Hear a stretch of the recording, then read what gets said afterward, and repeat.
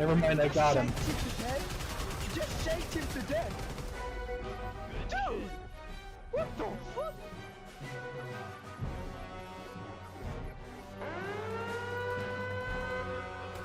How you love that?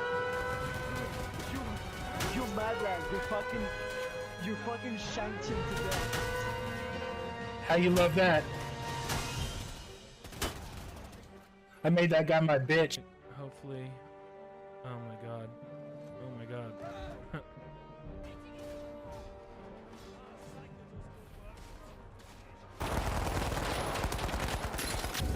Pelican 1 preparing to depart. Shuttle launch in 20 seconds. Reinforcement budget depleted.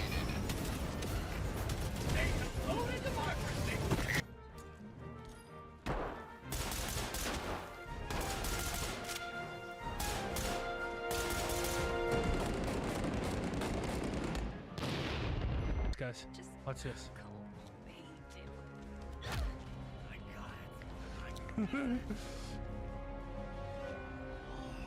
Oh my god!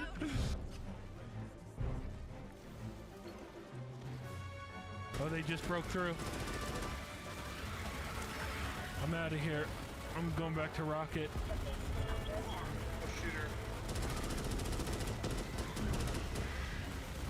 Get out of there, Rocket.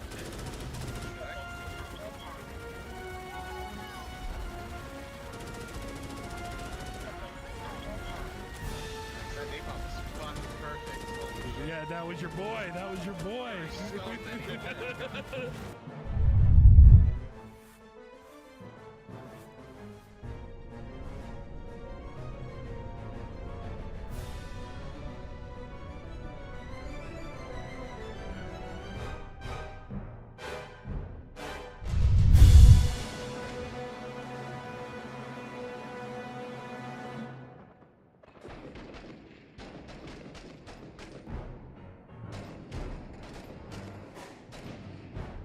And these things will go in the water. They're not afraid of it.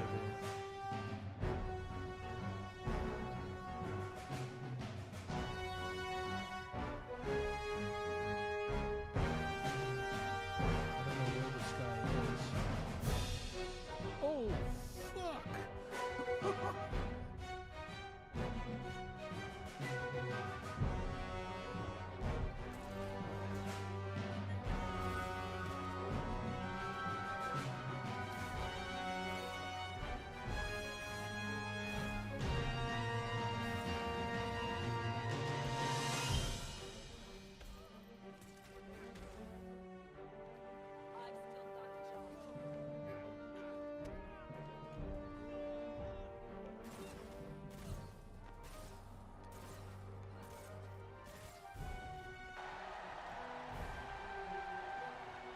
Nope. Oh shit, oh shit, oh Nope. shit, oh shit, oh shit, Nope.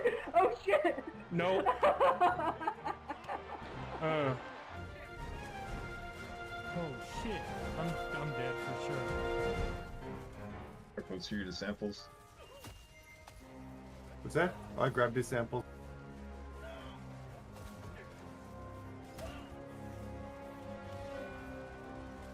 Right, get me in. Give me a railgun, if you have one up. Come on, come Negative on. 7 minutes.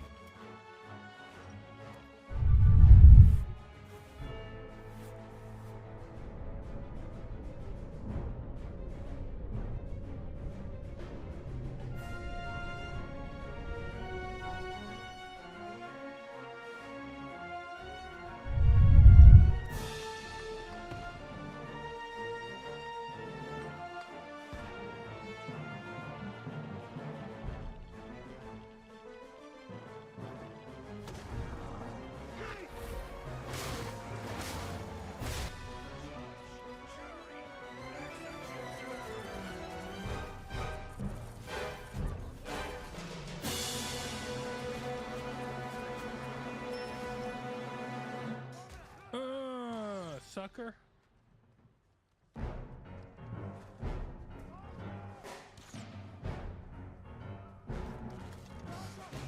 Dasha.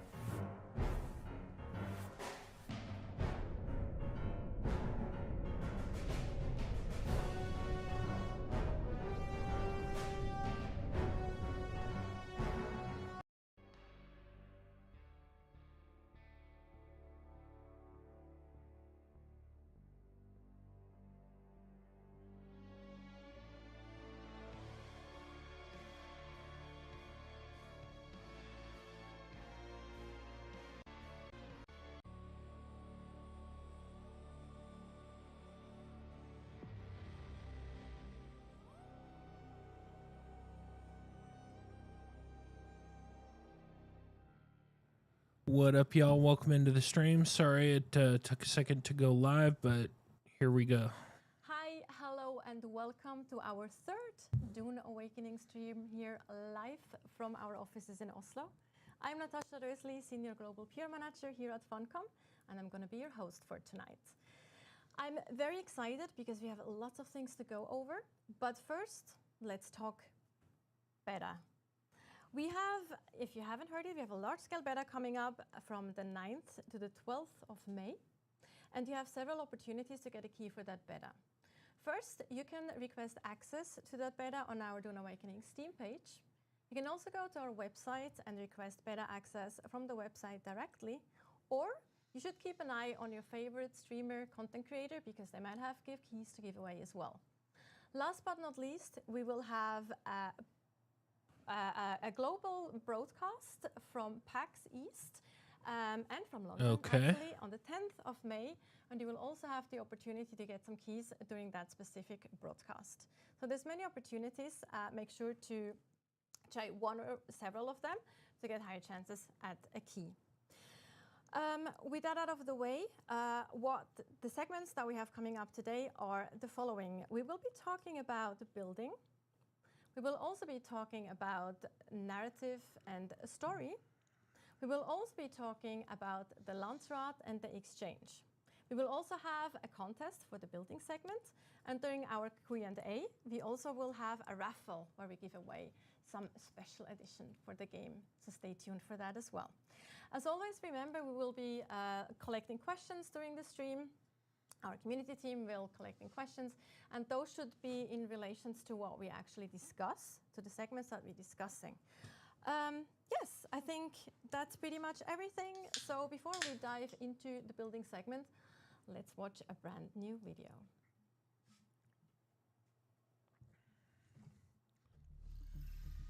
Dude, I just know this game is going to be unbelievable. They're hyping it up so much. The only hope for survival is to take shelter. And now that they're releasing a lot of footage of the game, it looks really good. Unbridled elements is death. But walls alone will not save you from the maelstrom. You need power and the engineering of Chone to raise a protective shield against the storm. Without such protection, even the strongest walls will erode and fail in time, as will anything left in the open. Your exposed vehicle is beyond repair, but a lesson is learned. You need better protection against the dangers of Arrakis. It's time to upgrade your base.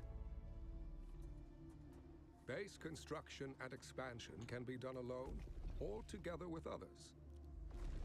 With Solido projections, building as a group is easy.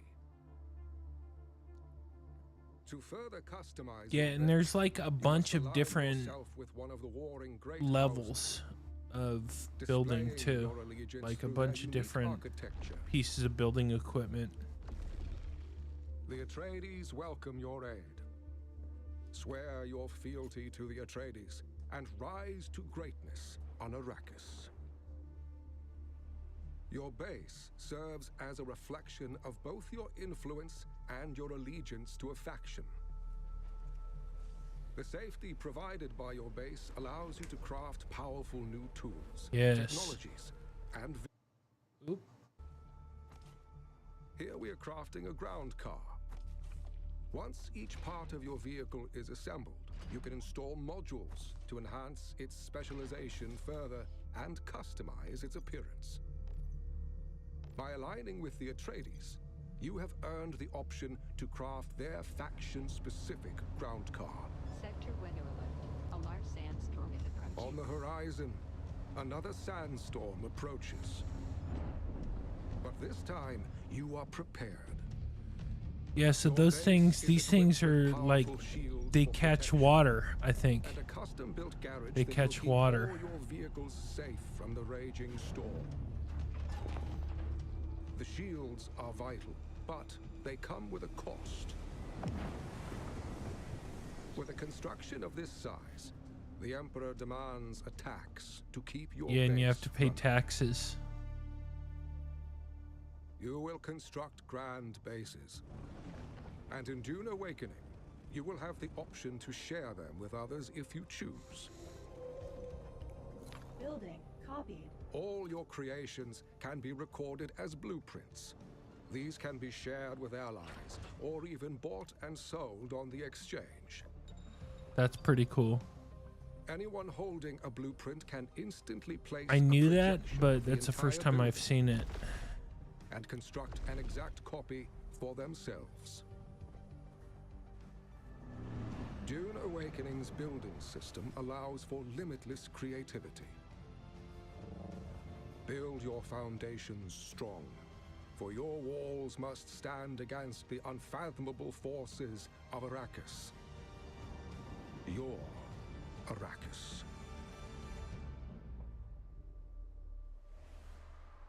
Dope.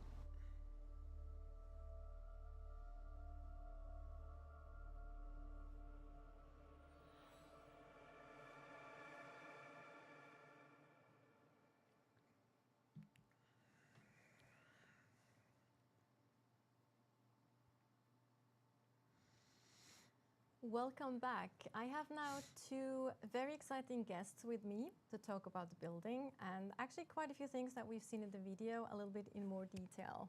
Welcome, you two. So on my side here, I have Leo Welter, who some of you might recognize we had on stream earlier with Joel in one of our segments. Would you like to introduce yourself quickly?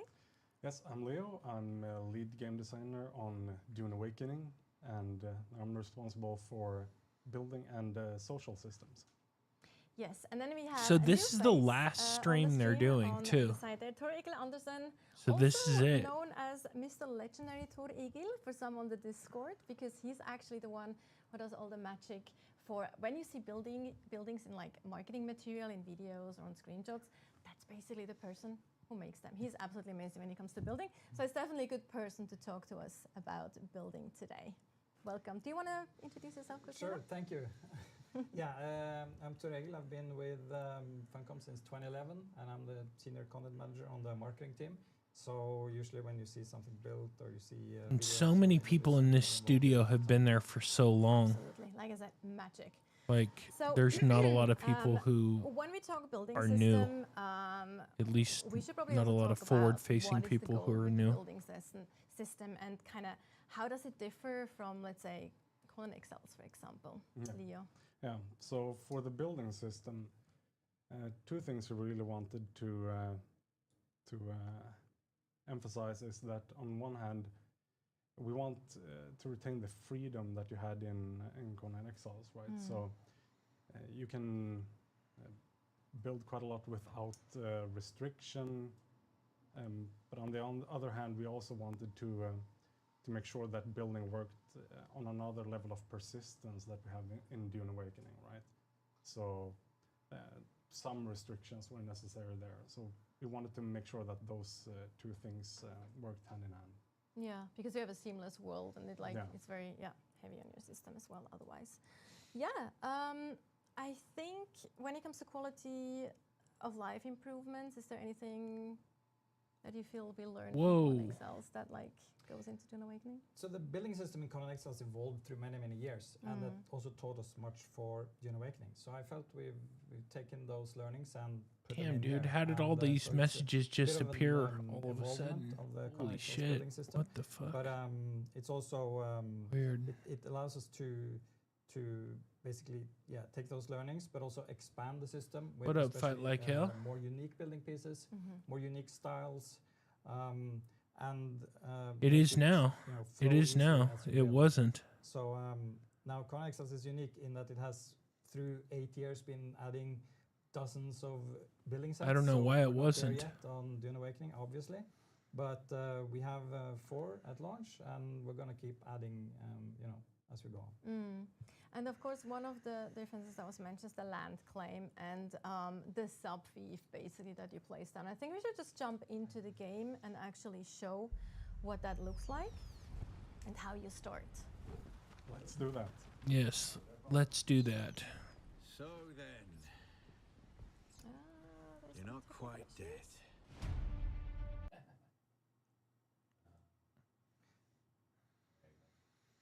We can just start explaining what we're going to Yeah. do. So we're basically going to build a base together with Yeah.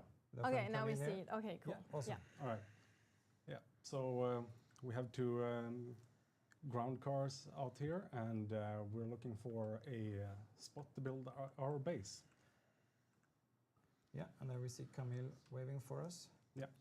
So the way we start with that is we find a good spot, and then we start by placing our sub-fief console, which is how we claim a piece of land. One thing to keep in mind there is that you see these outlines, and you can see where there's red, there is a point of interest, NPC camp, something like that, so you cannot build there. But the other places you can build. Okay. So we're going to place this. At the moment, I have this Control base, control center of a base where you manage player permission, storage, land claim is an area around where you can build. Yep. So later on in progression, you'll unlock the advanced sub-fief console, which can claim a larger piece of land, which is the one you can see here. And that one can also be expanded to an even greater area. Okay. Or it can be expanded vertically as well, if you want to do that. All right, so now that we have the sub-fief console here, what you can do is add the other player here to its permission list, and that will give them access to it as well. So now they're an associate, you can elevate them to co-owner level of permission, and they'll give them increased rights to perform various activities on the base. Taxes Now, due in the 5 base management days. screen, as we call it, and here you can see details such as the name of the base up in the left corner, which can be changed as well. You can see that there. Oh, that's So cool. whatever name you like. You can and, rename the base. you That's can dope. choose if it's your respawn location or not. You see some stats about the base there, the area and the number of objects of various categories against the current cap. And the cap that you see there is also expanded when you... So when that's you're how many expanding the base. Solaris you have to pay per And then you week. have some Per field cycle is per status, week. Information as well 5 there. days, 17 And the hours, base 46 shields, minutes. Once they're up, they will protect your base against storm damage. Yeah, this is crucial in though Yeah. to have your shields active. Otherwise, your base will start deteriorating. Also, Yeah. we see a tax area there as well, of Yeah. course, for the Yeah. taxes. Yeah, so the advanced sub-fief console is taxed on a cycle, and yeah, if you don't end up paying that, then you'll lose your shield privileges. Yeah, that's not good. Which will mean that the base will start taking damage. It's like the And that's base, sort of a maintenance cost for it. right? And also, like the base sub-fief is not taxed. No, the first sub-fief is not taxed, so only when you progress further into the Right, game. right.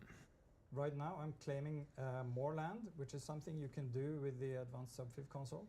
So I'm gonna claim this land, and as we play, Camille is also gonna claim some more. You can keep advancing, expanding your base until you have 6 land claims. So it's quite a big area. Yeah, that's Not huge. infinite, obviously, but it's still quite big. That's Yeah, you huge. have the staking unit working Yeah, over that there, is right? a And fucking the more segments you've claimed, massive the claim of longer land this for will one take, right? And person. if Yeah. this was a PvP area, this is a process that can be fought over, right? Yeah, you see you have a countdown here. And Camille has started to build here, so we can build our base together. That's a good thing in the game here. Let me just This show you is- the base it's huge. building here. I think it's also Like, important do to you- mention that you can claim not It's just it's vertically, crazy that but you need also something that horizontally. big. Yeah, you can expand in Yes. in either dimension, right? So you Mm. can. And that's a very good point, because you can keep on building high. Like you can build super cool bases on top of these peaks, find a nice elevated place, and just build a cool base. And we're gonna see examples of that, Yes. later. Yes, Yeah. absolutely. Yeah, you don't have to expand horizontally if you don't want to. You could expand vertically and get what you need in terms of caps from that as well. Yeah, and here. Like, how many Camille has spice placed some, harvesters do you need to put projections. out there? So we can fill these. So you can just design your base, and let others help construct it. Yeah, those projections are also useful for planning out your design if you don't have enough resources available. And also we see you like put out foundations first here to kind of have some stability going. Yeah, that's where the Yeah, so this guy's stability not. comes from This the guy's foundations and, building and from that point from scratch. He's not building start off building something that's walls already and done. structures. So an important thing your base is going to need is power, as we talked about, to power the shields. So I'm going to place a generator here. Now you can't get power from nothing. You have to have fuel for it. But we have a bit here, so I'm going to add the fuel. Also, I just want to mention that we're actually cheating here a little bit. So we have dehydration off, and we also don't have sunstroke. Yeah. So just so you know, just so makes it easier for us Yeah, to actually show. all the what things is that we want. what is the Yes. armor this guy's can wearing see too? the He shields looks are now like active. he's wearing Yeah. like Black You can see from Panther the armor. generator there and on the subfief console effect that you have underneath there. So, and you can move things you placed. You can't move building pieces, but you can move your placeables. And you can also easily, you can see here on my right side, I can control what I want to do. Piece picker, repair, move, demolish, or build. And this is very, very handy, and you can just, on a mouse and keyboard, you can just swap between it with a right click. So with piece picker, you can easily pick the piece you want. So storage, And now that's you have storage. Yeah, that's how we allow you to do most building-related activities just with the use of one tool. And demolish, the moment you remove a piece, you get full refund on the resources. Which I personally love. Yeah. Because it just makes it like, so you don't make mistakes and you get like punished for it. Or Yeah. It's not a like, disaster. Yeah, I that love is cool. Yeah, Yeah. exactly. Yeah. And also we've now put down some storage chests, as you can see, which is very cool as well because you can actually craft but also build straight out of those storage chests. Yes, it will automatically take the resources you have. Yeah. As long Now, of course, I've as you watched do have, a couple those people resources build, and you want collected as you have them available. double and, doors. Talking about that, we have Camille, who is now also on the going first out floor, to harvest some resources for us. so you can get your vehicles in and out. Show some more things. He's on the way to collect some granite. Here you can see another building set being used as well. Yeah. Started dipping into the Chom foundation here. So at the moment we have the starter building set is the Chom shelter. Okay, and now we are actually switching over to Camille. Yep. What? We actually do see him Okay, different driving person. the mining buggy. Out looking for some resources. Yes. So let's see what we find. Yeah, let's see. Yes, you can see has I'd a like mining to see turret on this. top there. That's a Yeah. mining turret. Okay. So this is a more advanced version of mining, right? So you can drive around. You're looking for some resource node or some wreck that you want to mine from. And once you find something you like this node here, you can just jump into the turret and mine it for some resources. And this is a lot more effective than doing it on foot. He's doing it on his own now, but of course you can do it with a friend, so one Yeah. can drive and the other one can use the turret. For sure. But he's in the wrong spot. And he's missing a bit there. I need to back up. Yeah. Okay. Yeah, So this is cool if you have one driver and one miner. yeah, it's So easier it's- than Yeah. exactly. Yeah. So that makes it a bit easier. But Carbon it's, ore. It's possible with just one efficient. person. Damn, Yeah, that's it's more efficient, you get more material. that's So you mine some carbon here. that's actually pretty cool. All right. Now, are we heading back or looking for more resources? See what we find. So he's driving in Jabal Afrit now, which is above the rift. So you can see there's a lot of elevation here. This is a cool place to build tall buildings. Or I like building bases hanging out over ledges, for example, can be very fun. Yeah, you can build up on those spires if you want to, and Yeah, I think we can go back and do some more building. Yes, okay, so we were talking about the different building sets. Right now we're showing off the Chom sets. As I said, you start with this one, Chom Shelter. The next one here is Chom Facility.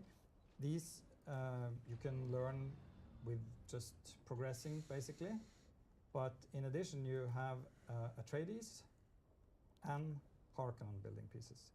And for these, you got to align with one of the factions. Yeah, so you progress from one to the other, and then you can pick one of the faction sets, and depending on which faction you align to. So we're going to show much more of Harkonnen and Atreides later. I have ready-made bases to show from that.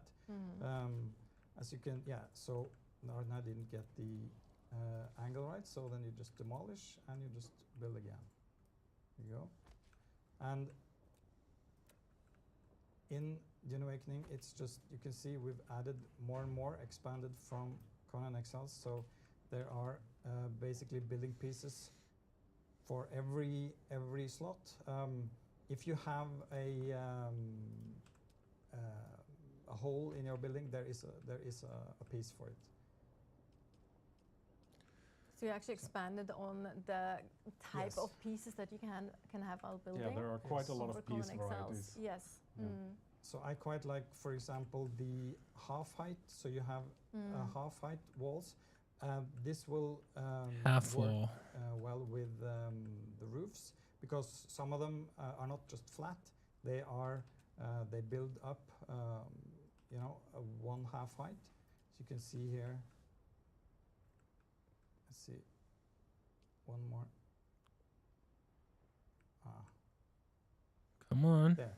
There you go. So you have basically a piece for every slot. You may also note that if you're familiar with Exile's building, that the building pieces here are quite a bit bigger. Yes. Yeah.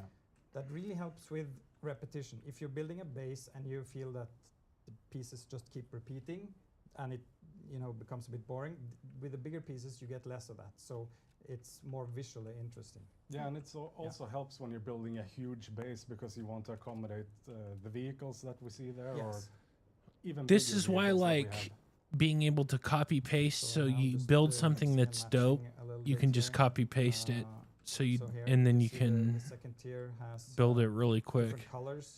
So you build something really cool once, and then you can something like really useful once. But like your first base, from what I understand, like it needs to be small. It's not going to be big, because you're going to be breaking it down pretty quickly and moving to the next area. Open area, so you can basically build. And I've been watching a lot of videos on like how to get the sand bike quick. Like the sand bike can take 10 hours, but it can also take like an hour and a half or 2 hours. So I've been watching videos on how to get it very quickly. Later also, but especially things like the gates are massive and iconic. So the Atreides gate, for example, has a huge hawk on it, while the Harkonnen one has a big face. So we're going to show them in bases later. Yeah. The higher end pieces, or the higher end sets, also have quite a bit more pieces than the lower end sets. Here you can see the Harkonnen walls, for example. We can just place one here now, just to take a quick look. There's a wall in Camille there. Yes. It's quite a different style. You see the style is completely Yeah, it is very different. That's cool. That's the first time I've seen that. Structure here will allow tons of creativity, because you can make all sorts of shapes. You can put these on tops of your bases or on the bottom, and we'll see a lot of that in that the players have built. Yes, I was later. just about to mention that we'll actually see that later on when we do show some buildings that our beta testers have built in the beta. Yeah, so once you have your build, of course, you start to also add machinery, right? Like to really establish your base. Yep. Yeah, so there's lots to choose from here. For example, we have shown a little bit of power generation. We can place a wind What up, turbine guest here. man? Wind turbines. This will allow us to get more power. Yeah, it's the next level of progression from the generator. Okay, so that will generate power. Generates a bit more efficient. That's And You good. can see there are different tiers, right? So you as don't have to progress in worry the about game, you will constantly unlock fueling these. it. It can fuel And, itself. Yeah. That's important. Yes, they get really big. This is something really helpful in the Wind game. trap. This wind trap, it will help gather water for you. Water. So it will Yeah. automate survival a little bit. You don't have to go Yeah, out, hunt exactly. for so much water. You will be able to find it in your base, and it will fill cisterns that you can place. Cisterns. Also Yeah, again, for it's water. a bit more convenient to deal with the water Yeah. pressure as you go along. I saw that Of in course, it gets the more last complicated as stream. well because you have to make sure you have more power, you have enough power, Yeah. and Yes. that they're all on the right circuit and all that. So Yeah. the bigger you build, the more kind of management is Yeah. also asked of you. Right, there you have a fabricator.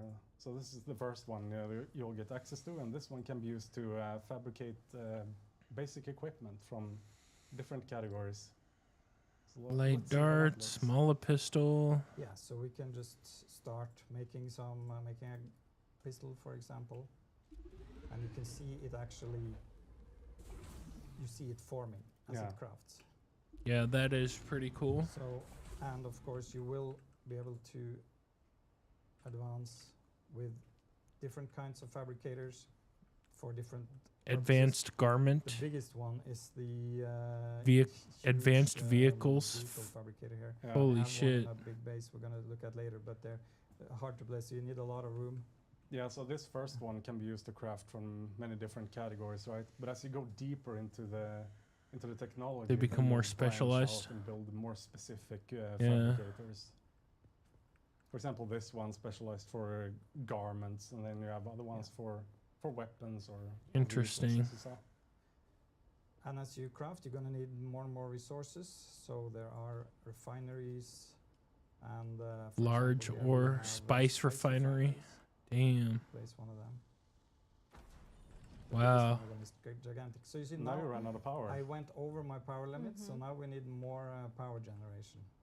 Okay, that's interesting. So these are things you gotta keep in mind as you build So and as you expand. generate more power, There's bro. information on this thief as well. You can actually Yes. check how much power is needed and Yeah. You can always go in here and see how you're doing. Yeah, let's see. We're And you can refuel all your generators from here. So if you have a huge base, lots of land claimed, you have wind turbines all over the place, you can refuel them from this one. very Yeah. convenient. Yeah. Another thing that I love too is the fact that I think I briefly mentioned it earlier as well, that you can craft from those storages that you have directly. Another thing I really love though is the fact that you can actually move those chests without having to empty them first, Yeah. which is something that I really appreciate. That makes it a lot more personally. convenient if you want Yeah. to rearrange your base. You don't Yes, have to exactly. move items out of your chests before you move them. It's a little quality of life thing that makes helps such a a lot. huge difference. Yeah, absolutely. So here we place the next tier of wind trap. As long as you have a shielded base, all your placeables, your decorations, all your utilities, they are also shielded. So yeah, if but they what are on it's the not roof, showing they here have is that protection. he needs a roof. I've It's also has a seen different, like the building sunstroke sets, hit of you when course, you're in the and base factions and things that we have for because right you now. have no And roof. from what I understand, we will also have, after release, we also have Twitch drops that will be giving you some new pieces. Not we want to spoil any more details about that, but there's opportunities for people I can to say get I've been new looking sets. at them recently. And they look very nice. amazing, don't Yes, they? Yeah, okay. genuinely. Which is a bit mean that we're saying that now without showing them, but they are actually They're not looking far off, very though. cool. You know, they're Very gonna cool. come. That's not that far off. That's true. We'll see that's them true. soon, right? Yes, absolutely, 100%. So I'm personally very excited about that too, and it looks very cool. That's specific. Lots of In lighting. addition to building pieces, there's a lot of decorations, obviously. Right now, you can see decorations here from both Chome, Atreides, and Harkonnen. We're going to show bases with rooms decorated with these soon, so don't worry, you're going to see them all placed out. You can have wall decorations, carpets. So yeah, there's lots to look forward to. Yeah, a unique and just remember the pieces will keep on coming. I don't know that I'll. All right. Yeah, I know, do we dude. wanna talk The copying customization is insane in this let's do it. game. So in my inventory, I have a base copied already that I Okay, this is what I want to see. I want to see this. And it is here. Solido replicator. So here you There's can his see, base. a base Holy I built. shit. And as long as you have this item and you have enough land claim, you can now place out the projection of this base. Yeah, so the way this works is that you can craft one of those Solido replicators, and with that you can then copy a design of a previous base and place it somewhere else. Not enough support. Foundation yeah, beneath. Yes, we actually talked about that as well in one of the later segments. Exactly. Well, let's see it. So here you can see me placing the base I was just previewing. So first you gotta try and adjust it to find a spot, and once you place it, you can then confirm.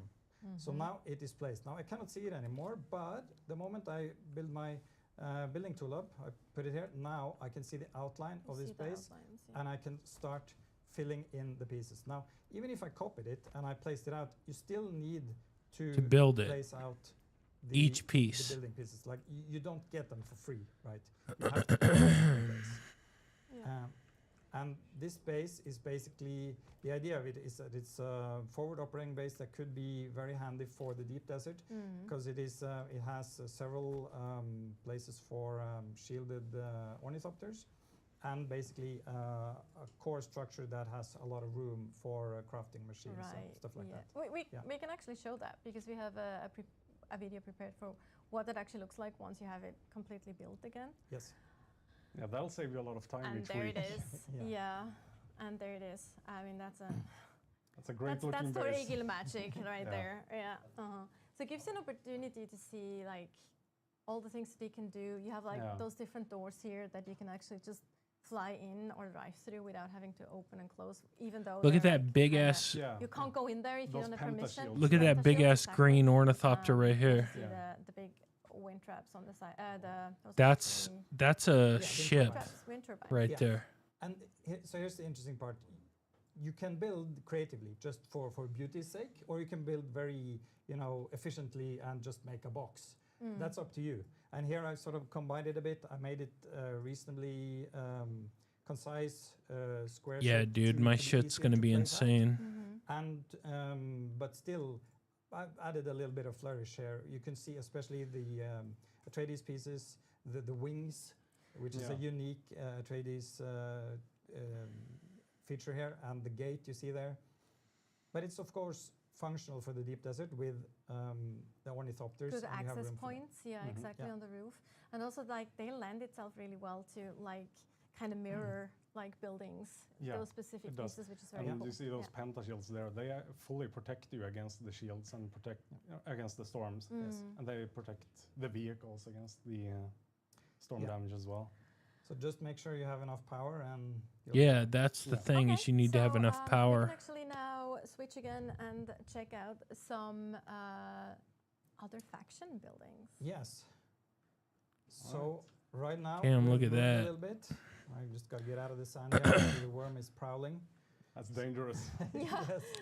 But see, this base is so dependent on the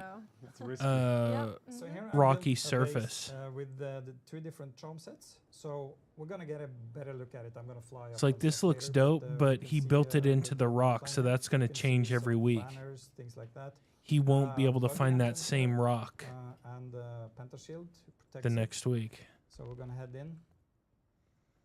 A lot of machinery going on there as well. Yeah. Refinery there. Spice refinery, buggies. In the middle, I like it.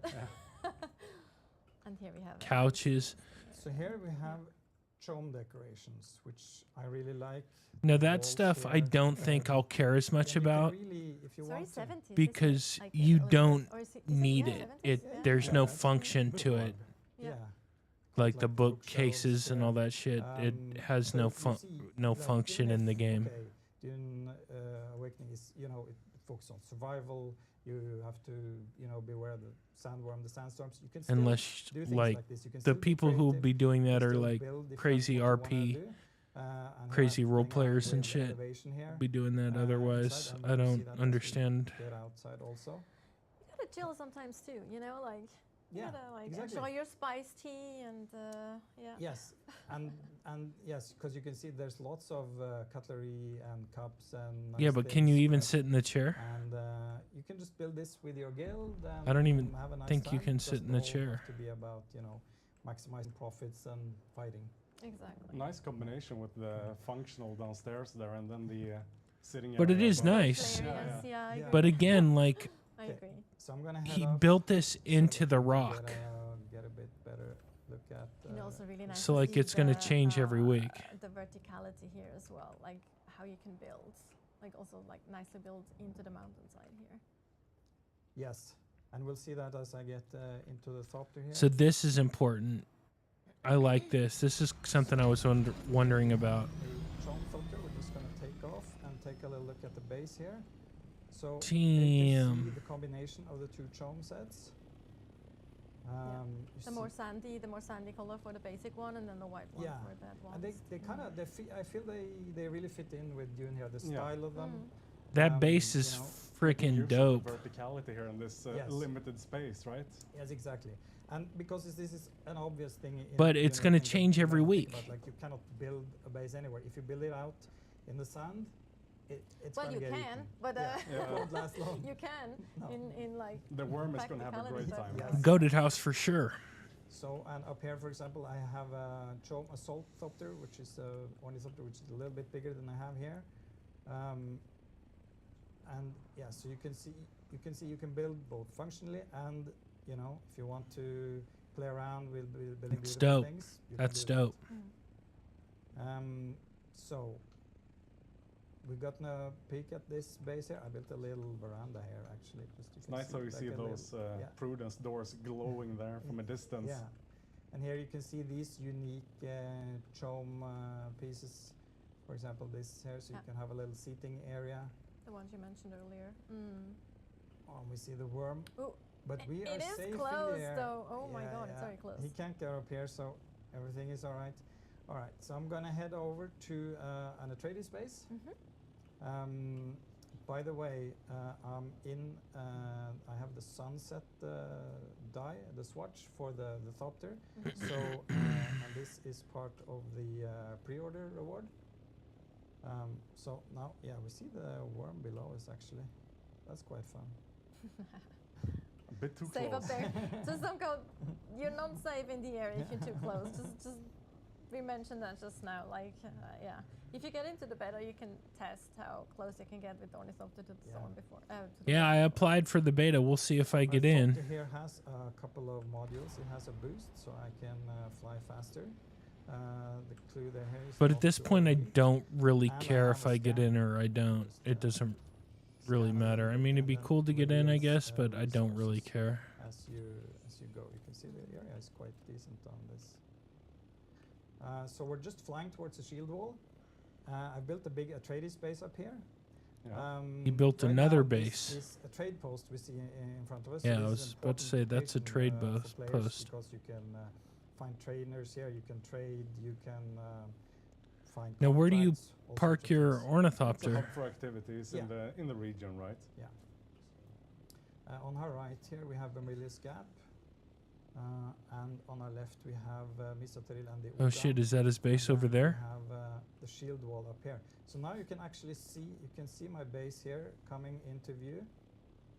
Built Oh, a that big one. Atreides base here. This is using Damn. all 6 land claim areas. So this is basically, it's filling out. You can build a little bit bigger, but not a lot. So, and here you can really see the verticality. You see I built along the cliff here, and you can see the Atreides wings. So these jut out. You see the unique Atreides colors here. That's great for that spot. It's a nice spot, and it gives you a view of almost the whole map, right? A new So really great vantage point. Yeah. gonna settle down here.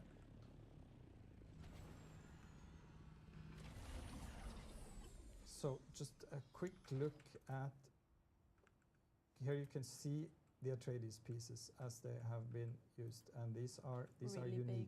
They're They very have big unique too. walls, these wings, everything is unique here.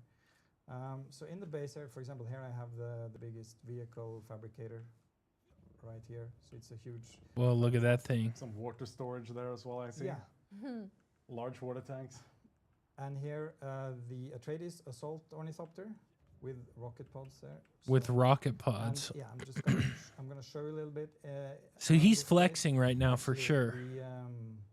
I want to show the front of it a little bit to show off the gate, because the Atreides gate I really love. I just want to take a quick look at it here from this side as well, because the hawk. Yeah, of the people are gonna Atreides go gate crazy. Is really, it's both creative and sort of majestic. Wow. How cool here, so you can see. That's Oh, I insane.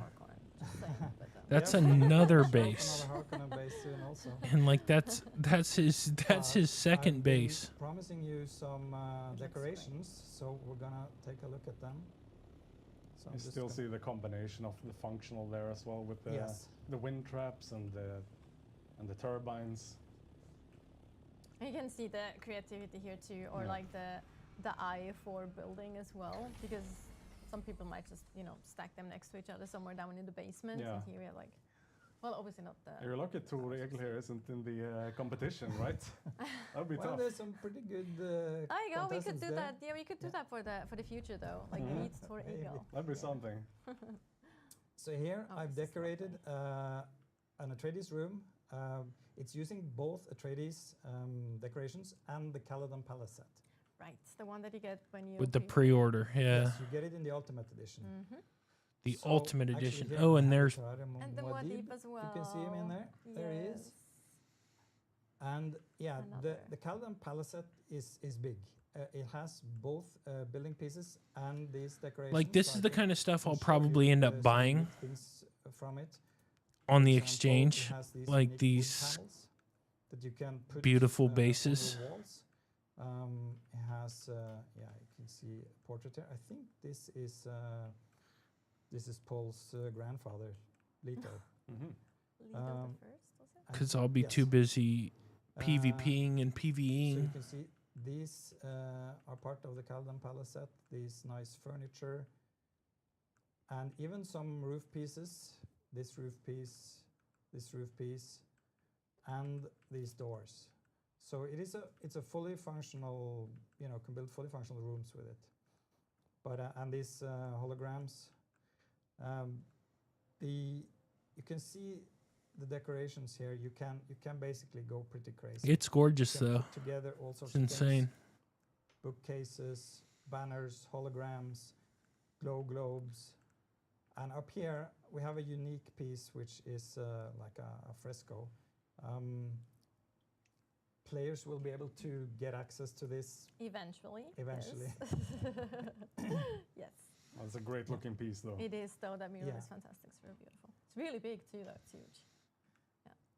Yeah. This is So- amazing. I think we should maybe move over to a Harkonnen base now. as Dude, well. tell me that doesn't look like Black Panther. Because let's go Harkonnen. No. Yes, It looks but- like he's got You his see the Black contrast Panther as well. outfit. Like That's the good contrast. side, right? That's the right side. Yeah.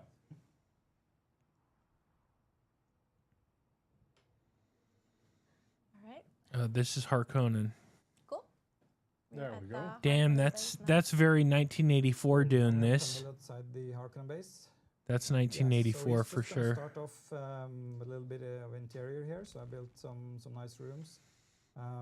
There's the biggest spice refinery, by the way, on the right there. It's huge. You That need is space huge. For that one. Yes, a massive base. You Quite need a that. few stories tall, that one. Yes. Yeah. Yeah. You need space. Damn, you need a lot of spice for that. But yeah, we can see we're inside the Harkonnen structure. We're gonna see it from the outside also, and we can take a look at the unique Harkonnen decorations. So, for example, straight ahead here, I have a little bedroom. You can see bed, and the style is very different. Very dark. Yes. It is. But it has a lot of unique details. More And the- rounder shapes. It's as just more well. organic, yeah. Yeah. Like Much while more. the Atreides one is very like Yeah. military, very like edges and. So a little office here, and on the left, put in a few more lights with holograms and like a dining area here. So you see, it has a fully fledged set of decorations. I think you have to, you have to align with the faction to unlock these, and then you purchase them from their quartermasters, right, Leo? Yes, exactly. That's pretty cool. That's how it works. Yeah. You have to work your way up the You ranks. can take a quick trip outside. You can, Camille here, he has a Harkonnen ornithopter. Oh, my favorite. So that's a nice looking one. I love that so much because it actually looks like a dragonfly. It actually looks like an insect. It's And so interesting. you get that in the same way, right? Progressing through the ranks and unlocking it. Exactly. Yeah. Damn, look at that, dude. You Holy. have a ground section, and then as you go up, That looks like Harkonnen. up on the ledge there I built another base basically, but they're all connected. If you keep to Wow. the same grid, you can connect over Look big at that areas shit. and vertically. So this is just a tip to if you're in a building. This just is all on the one same grid, base. keep everything connected, and it will all match up. So you can see the unique round pieces here. Of And imagine Harkonnen having to and those rebuild that decorated, those big in a heads week. are really awesome. I agree. And the gate with the Like, huge yeah, that's trees. cool, but then in a week it all See goes there? bye-bye and you have to rebuild it. Yeah, this is an amazing looking base. It is though. Like The it's first time I huge. saw it, I could hardly believe it. Yeah. Yeah, but no, it's this so much they're bigger than flexing this. for It's sure. Like really outside in the But like ornithopter, and I it's keep actually saying, dude, Yeah. really massive.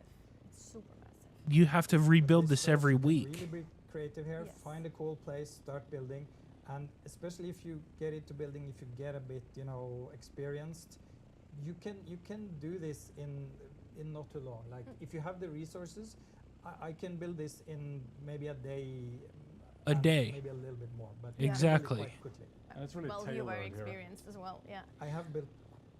It has helped building. Dude, he's the head building dozens of for the things entire in fucking game. I hope he can build this shit. It's still, it's a thrill always to build in Dune Awakening, I think. Talking about creativity, we have actually done a call to action in our internal beta, and we asked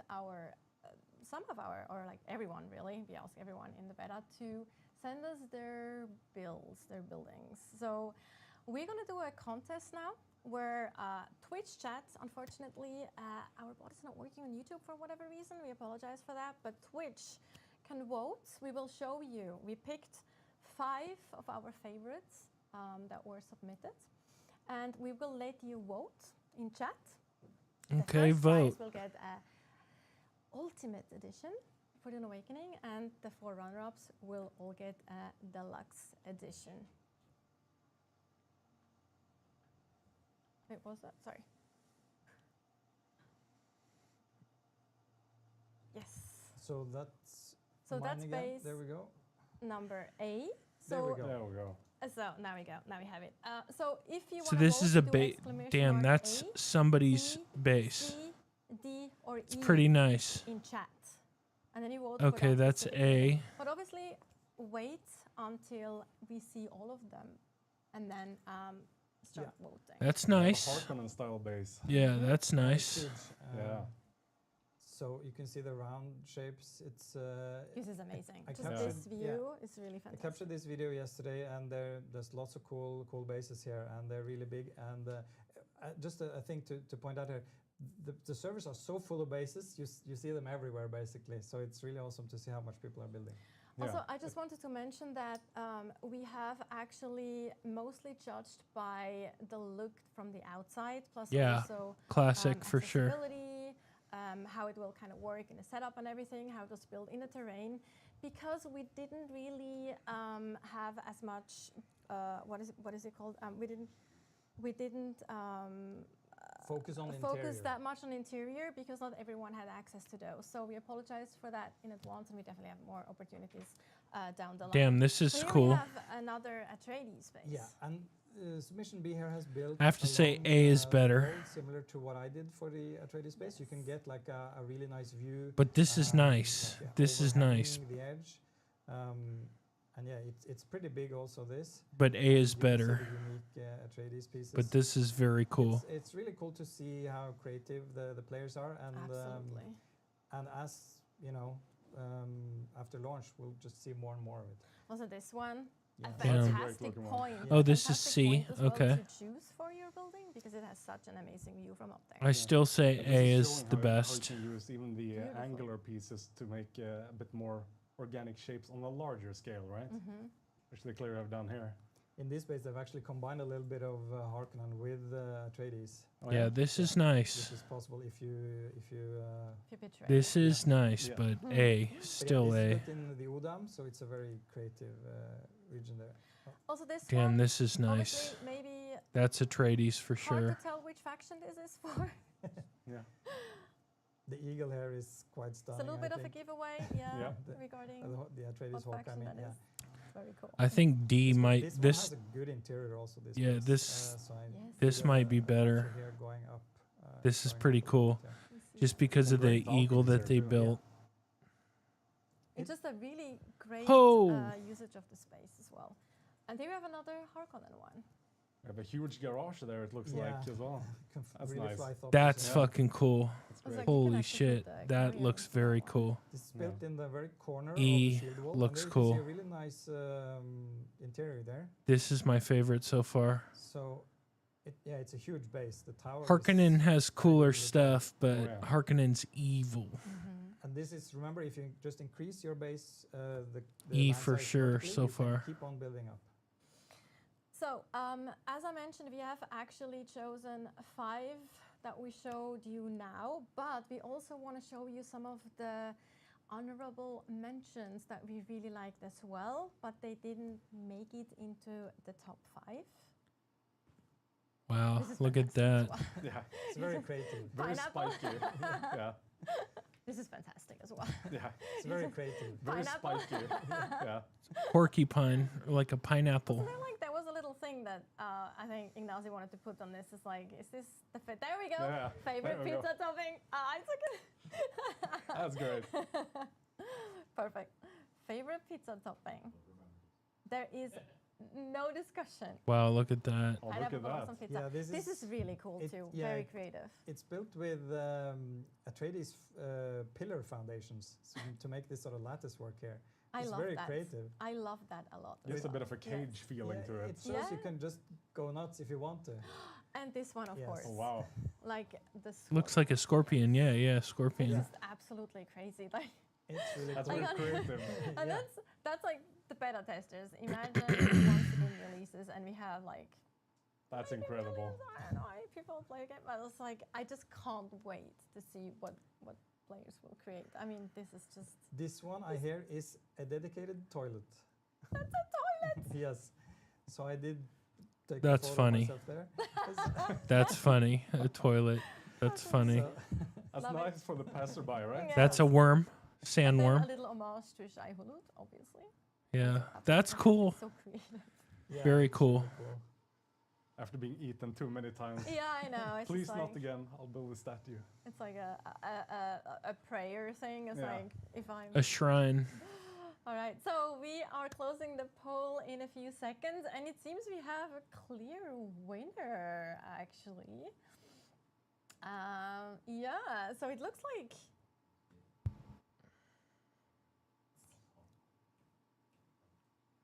Let's see. Do we have the He was- results? I think he was I wonder who it is.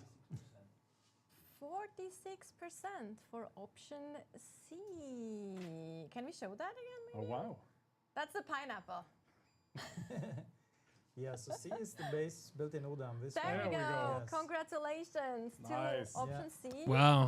Who won It's really See, cool. I don't think that was the best the one. edition of Dune Awakening. And everyone else in those top 5, like the 4 runner-ups, will get a deluxe edition as well. So thank you so much. And also, we have a surprise for the honorable mentions. They will all get a standard edition as well. Plus, a little surprise for everyone in the beta who has submitted a build who didn't make it into the stream. We have a little surprise for you as well. More on that in the Discord, though. There will be a message for you later. A small comment on the winner there. It was a lot of decorated interiors also, so Yes. that base had. Yeah, I the think E builder was had the best. Really put effort in here. Yes, I'm actually, I mean, obviously, I'm a little bit sad that we couldn't put more weight on interior design, but it was just not fair to the ones who didn't have those unlocked. So we couldn't really do that. Again, as I mentioned, you'll have more opportunities, but some of the interior designs that we saw in the submissions are absolutely mind-blowing. And maybe we will probably have, I would assume we will have a post sometime down the line where we show those buildings a little bit more and also like show some of the interior design. I think that would be very cool. Like the fact that they're showing so much of their game just wrap up the building segment here. just tells me that they're very confident that they built something badass. About building. And we are going into the next segment, which is story and narrative. And for that, we actually gonna watch another trailer first. Okay.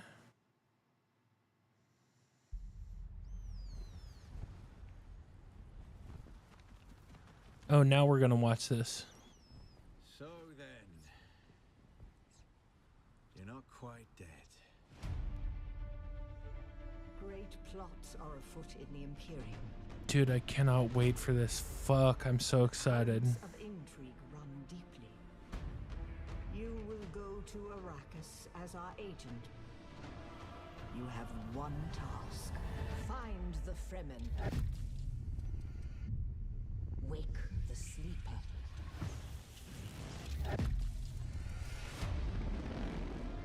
You were sighted fleeing the scene of a terrible crash.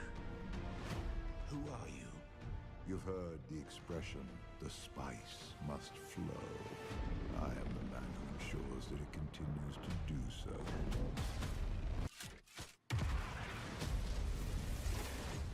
I dreamed of you. Burst in fire. Twin comets in the sky. The seer of lies. What's up? I am terrified of what happens when you awaken.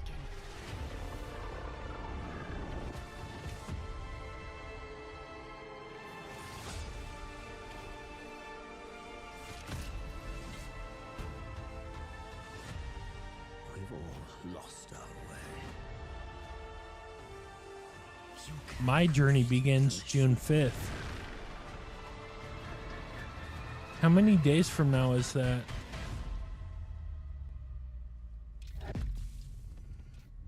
Every person carries their past with them.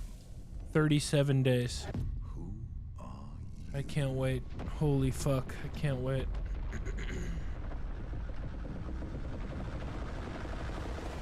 Ooh, Shai Hulud.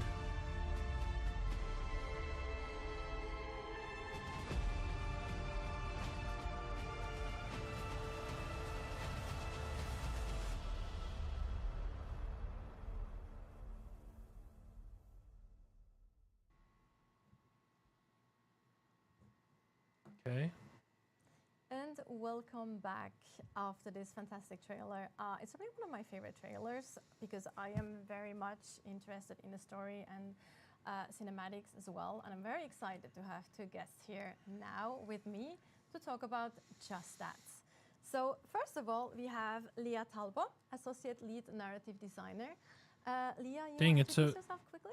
Yeah, It's like the first girl I've seen. I'm Leah Talbot, so I've been working at Funcom for about 2 years now. And yeah, before that, I worked for a couple of years at Ubisoft, same. Ubisoft? Uh-oh. Ubisoft. Now. I'm very happy to be She's all behind me now. That's behind me now. She's very happy to be at Funcom, she said. I bet she is. Ubisoft's a piece of shit. Character narrative and cinematics as well, so he has lots to talk to us about as well. Niels? A little bit of everything. Hello, I'm Nils. I've been with Funcom for, I think... Yeah, she used to work at Ubisoft. Ubisoft, yeah. For this, I worked at Paradox Interactive. Paradox? Also stolen away by the greedy Norwegians, but very happy to be Sorry, here. not sorry. Yeah, Funcom. I think this is a good studio. Like, of course, we also have to talk. everybody about appears happy to be here. The alternative timeline. Yes, and it's a little bit of a edge to walk. It's a bit of a balance for us, of course, because we want to talk about stuff. And Niles, Niles definitely likes to go to Norwegian black metal concerts. Yeah, sure, absolutely. So if you haven't seen some of the cinematics yet, basically you will basically be exploring the universe of Dune as you already know it. However, She's as French. opposed to the story of the books, the movies that you all already know, this version of the Dune universe is a bit different because of one big... A little bit. Just a tad. Just a little bit. A little bit different. Oh, yes, a little bit different because of one major event. No One Paul choice Atreides. that Jessica made to bear a daughter instead of a I don't want boy. peace. I want problems, always. In this timeline of ours. So this, in turn, allowed Jessica to be rewarded with training as a truth-sayer by the Bene Gesserit, the order to which she belongs. And this knowledge has allowed her to see through Dr. Yue's deception, and this is how the Atreides were warned ahead of time Right. of what was going to happen, and they managed to survive the battle of Arrakeen. So in our timeline, Duke Leto is alive. Right. Duncan, Idaho's alive. Around, and the Harkonnen as well, because they are not giving up on Arrakis. They are very set on claiming the planet back. And this is basically where we start up in the game. We are stuck in a universe where those two houses are still embroiled in a long war, a very long conflict. And this is basically where we are launching the players. So you'll be meeting a lot of the characters that you already know. Some of them are still alive, like I don't know, Peter de Vries, who wasn't killed at the beginning of the story. Duncan, Idaho. Minor spoiler. Duncan, Idaho. I mean, the whole Harkonnen house is around, so Yeah. well. So there's you'll a see. lot of characters that you can actually meet that Yeah. might not be around otherwise. That's But right. also there was a specific decision why we actually did that, right? Maybe Nils, you can comment on that? Yeah, absolutely. So really everything with this alternate timeline is built around the idea that we need to get some kind of player agency into the game, right? So people familiar with the books or with the movies know that Paul, inevitably becomes the Kwisatz Haderach. He gains the ability to see the future as it's going to unfold. And for people who are fans of the later books, they know how he also kind of gets trapped in the future. He cannot fully change it. He simply knows that it's going to happen, right? Now, in any video game, it should be a little bit more about the player and a little bit less about, the big kind of main story person who isn't you. It would kind of suck if all the decisions that you go in and try and make don't really amount to anything because everything is already predetermined, right? So getting rid of Paul gives us the ability to have a story that is actually more dynamic. Suddenly, who you ally yourself with and the people you Like, help when I or explained this to my buddy, who's a huge Dune fan, he didn't understand. He thought, like, and it's been he really didn't interesting understand because it's also kind of changed how we work that with this just with the IP holders, for instance, right? So changed the entire story. I don't know why he didn't understand. Maybe I just didn't do a good job explaining it to him. But I kept telling him that, like, there is no Paul. And he was like, oh, that sucks. I don't want to play it because there's no Paul. But then once he realized what that actually meant and the implications of it, he was like, oh, that's actually really cool. So it's been more dynamic, much more lively, which has been a really exciting way of working with an IP. It's also nice that we got that stamp of approval from the Herberts as well, right? So not people got to say like, well, they just did whatever they wanted, which is not the case really, because we did kind of throw it back as well, and there is reasons for that change that are very important for the game as a whole. Yeah, I mean, it's exciting, right? To kind of get in and delve into the world where, like Leia was mentioning, right? Like we've got characters like Peter de Vries or Duncan Idaho who are still around. They're not dead. Spoiler. Yeah, it's not that big a deal. We know Duncan Idaho's going to be around.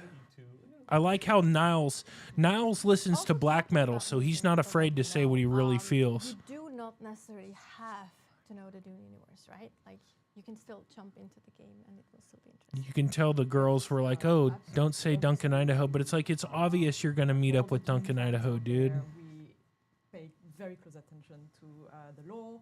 Obviously, writing something, an alternate timeline, is not basically a creative license to do whatever we want. So we stay faithful. And Duncan, Idaho's a Billy badass. Books in particular, but for the whole to the whole canon in general.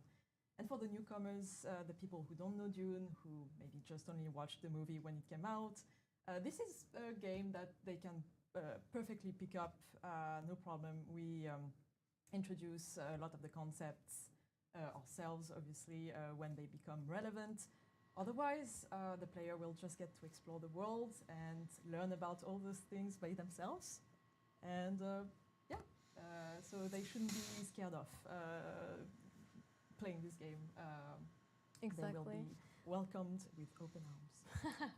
So we can say that we have actually, especially for the survival game genre, which we're not only a survival game, but for the survival game genre, we have a very important and really laid out and thought through story, including like cinematics and full voiceovers and everything. So do you have to play through the story, or I'm pretty sure people will? So, like most game, we have an introduction, which is basically the main story, telling you how to play the game. Basically, a big tutorial teaching you how to survive on Arrakis. You will need some guidance, let me tell you. This is not an easy task. And the main story is there in the beginning to guide you a little bit and help you get your bearings in this very hostile world. But then past a certain point, when you've acquired all the schematics that you need, you basically don't have to follow the main story. If this is not your thing, if you are just a hardcore survival player. Yeah, I agree, obviously. I think you absolutely should play the main story. I think it's great. I think it's a lot of fun. I probably will play the main story, but Yes. Please do play it. Especially if you want to know what I'm gonna your be role is in this whole world. I'm gonna be focused on play through the story. But it's nice that you have the option to choose. getting Even if you're everything not I that want invested in unlocked. story-driven, in the story-driven part of the game, you don't have to later on, which I also think is nice for people who really are not interested in. But again, do it. I will. You I will. regret Don't it worry. If you don't, just let me put that out there. But anyway, I bet you talking about main regret story, getting that are there Microsoft other laptop. narrative or story elements that you can experience in the game? Yes, of course. As if I didn't know the answer. to No, that I mean, question. exactly. But it's like, of course, we're making a survival game. It's not necessarily a genre that is like super focused on storytelling normally, but we're also working with the Dune IP. And it would be such a waste not to make full use of it, right? Like, this is a very personal and political and philosophical IP, and we try and really emulate that in a lot of the both gameplay choices, but also in the story choices, right? So like was already mentioning, part of the way we tutorialize you into kind of how to survive on Arrakis, it's kind of driven both through gameplay and story kind of intermingling. You need to do a bit of story in order to get to the game. You need to do a bit of game to get into the story, right? And we continue kind of with this philosophy for most things. Like, survival is not something that you do entirely on your own. Humans have never really done that, right? And so other people will be involved, other characters. And the second you have characters involved, drama, stories kind of naturally unfold. One of the things, for instance, story-wise, that you can get into is, at the start of the game, you pick what your background is. Where are you from? Who are you? Who is your mentor? Right? Who your mentor is decides what. Dude, I've created 3 different characters we're not really based on what I think the meta is going to be. And I finally think I settled on the right one. It's crazy. Most of the great schools, which is, in my opinion, really cool. But if you want to learn the kind of the weirding ways of the Bene Gesserit, or kind of how to be a sword master, or anything of that kind, if you're familiar with the IP, you'll know like these are skills that are difficult to acquire. It takes a lot of time, a lot of effort. If you want to learn them, you're going to need a teacher, a trainer. And if you want someone to invest that kind of time in you, you need to convince them that you're worth their time, right? So we've got storylines revolving around, Bene Gesserit, Swordmasters, Mentats, and so on, existing on Arrakis that you need to track down, find, convince that you are worthy of their time, and help them out a bit. Maybe they'll help you out. And those are not just like side quests or so, they're also like, I was kind of blown away, just throwing that out there, because I'm a Swordmaster. As some of you might know who saw the combat stream, I love Swordmaster, and when I had to go out and actually work on getting kind of my faction up, so to speak, with the advanced Swordmaster, I was surprised. There was like fully voiced cinematics coming my way, so that was actually pretty cool. I mean, they're not super long, so don't get worried that you have to sit through like hours of cinematics or so, but I thought that was very cool. I have to say, like, again, I was very surprised about that specifically. Yeah, I mean, one of the things we're kind of passionate about is characters having a purpose, right? So even with the launch offering of the game, we're not going to be done with some of these characters just with launch. You will see some of these becoming a recurring cast over the future as well. Exciting. So, Leah, some other things that we can expect, story and narrative-wise? Yeah, I mean, it's still an open world game. So as such, it doesn't just have the main story. It has side quests. As mentioned, a lot of different content, side quests, people you meet, factions you'll encounter. Contracts. That is in turmoil, that is always off balance. There is no like big power keeping all of these people in order, so there's a bit of a power vacuum. So there's a lot going on in this world, and we make sure to pack it with a lot of content and a lot of lore. We have the CommuniNet, for example, which is the local radio. We have a bunch of different channels playing Atreides or Harkonnen propaganda, and those are very fun to listen to while you're mining away, surviving, sweating, dying in the desert, being eaten by a worm. Well, at least you'll be seen. Not so much fun. By the voice of on the other side of the radio. Yeah, talking about the CommuniNet, or also we discussed, of course, the fully voiced little cinematics as well that you get, like during the Swordmaster or Mentor questline specifically. We just recently did release the first episode of 5 Days at Carthage, which is also exciting because it actually tells you a little bit about the background of the world as well. Absolutely. Yeah, no, so I mean, as with any developer of any game, right, like we're very passionate about the stories and the lore that we built up. But of course, not everybody's interested in going around and reading every little text snippet that you put into the game. At some point, it becomes a bit tedious. We understand that as well, right? And, right. Fun little radio play on the Harvester Guild radio.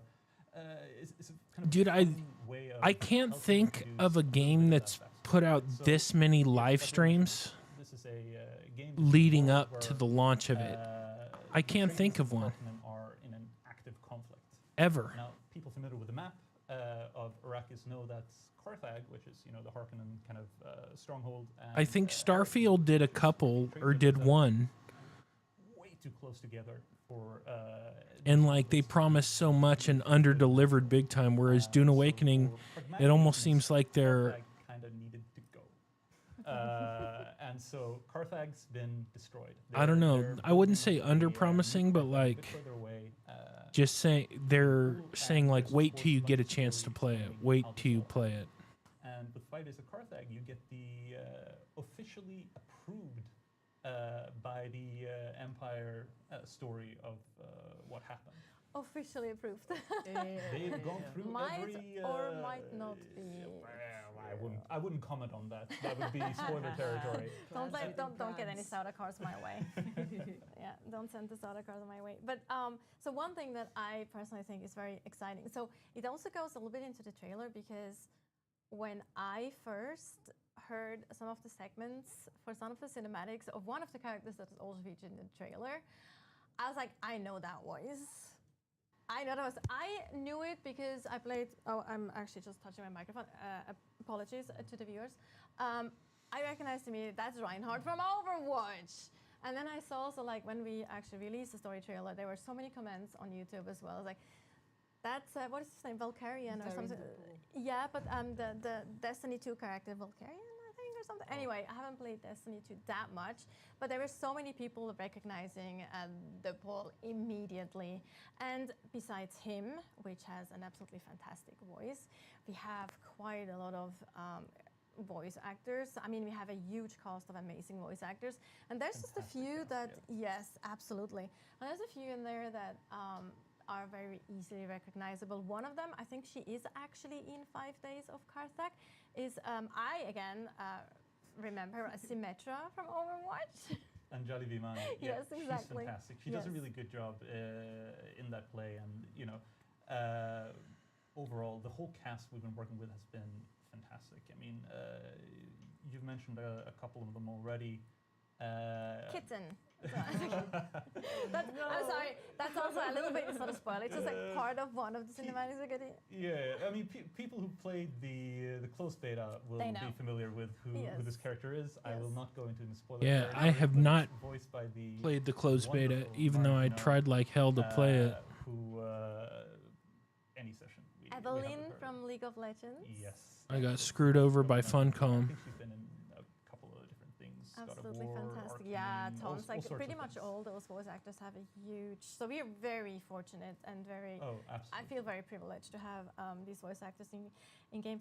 One last one I want to mention though, which is actually he was part of one of my favorite game series ever, and he voiced one of my favorite game characters ever.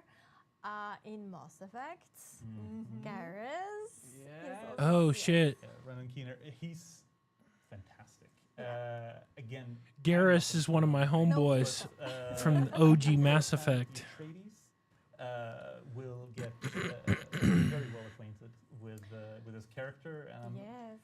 I think someone might be willing to spoil a bit more. I'm looking over at Leia if she wants to. Yes, because when you come to like one of the first trade posts, you there's a really cool cinematics. I don't want to spoil that either. But there's a very cool little cinematic between an Atreides rep and a Harkonnen rep that he might or might not be part of. Who knows? But anyway, talking about that, yeah, Leah, talk about the factions a little bit and how they.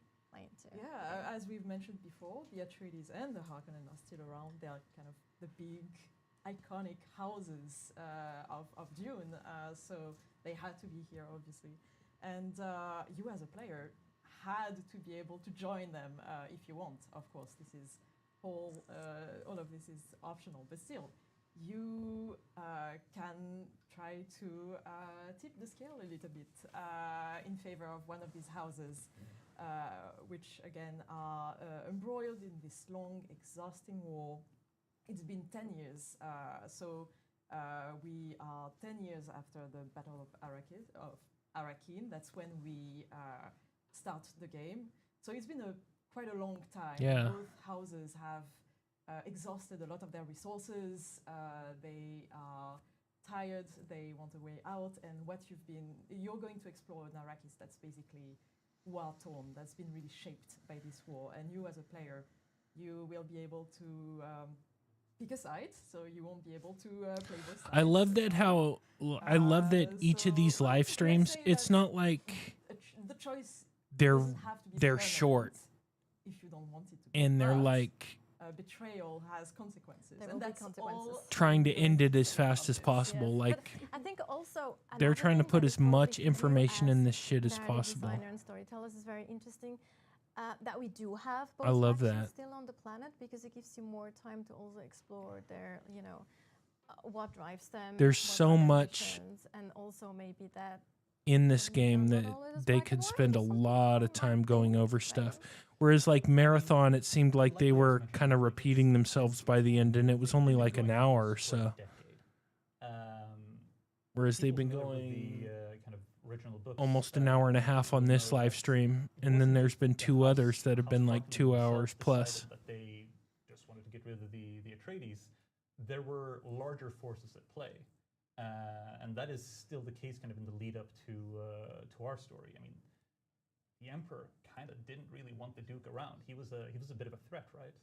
Now, in our version of the story, the Atreides kind of survive that assault, which puts the Emperor in a very awkward situation, which is why he's kind of forced this war to be allowed, quote unquote, right? It distracts everybody. They're fighting each other. But now the Harkonnen are stuck in a long war. They're exhausting all their resources. And the Atreides, they're kind of forced into a world where, like, hey, I can't just be the honorable kind of white knight all the time. I'm stuck in a decade-long war. Sometimes they're going to make choices that are not as pretty as they would like, and with enough time, reality starts to set in. Like you don't come out of a war unscathed. Yeah, you'll get to explore a lot of kind of the effects of a long war and kind of how it's affected both of the sides as you get into the early mid parts of the game and then throughout it afterwards. So look forward to it. We put a ton of effort into it, and we're very excited. Yeah. And maybe it's, as we mentioned, always so black and white in regards to who are the bad guys and who are the good guys. Maybe the things are kind of gray and... I'll let you guys decide. Yes, we'll see. Well, I'm still a Harkonnen, always. Anyway, yeah, see, like, high five. Yeah, there you go. Okay, so I think that's a good point because we actually ended with the factions, and we're gonna go soon into our next segment, which will also include the Landsrat. So we'll discuss factions again there.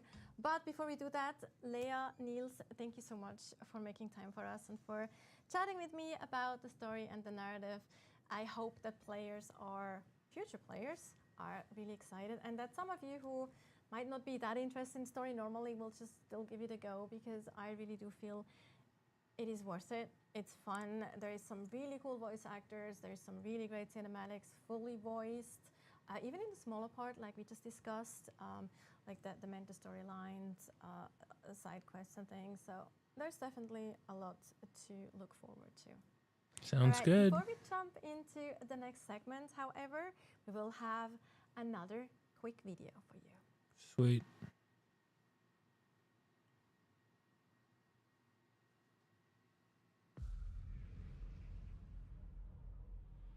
Few survive this world, but those who do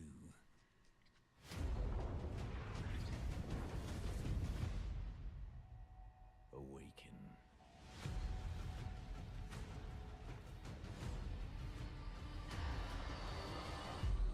The desert wants you dead, off-worlder.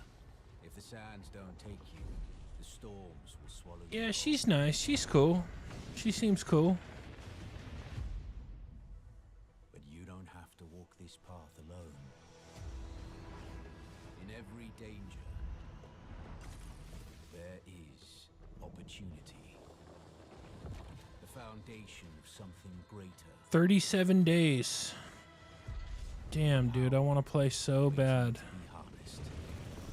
I'm tired of waiting.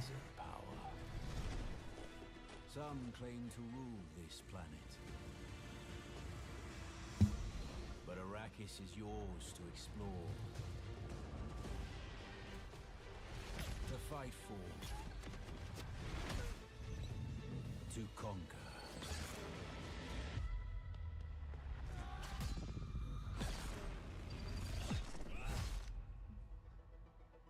But there are forces beyond even your control.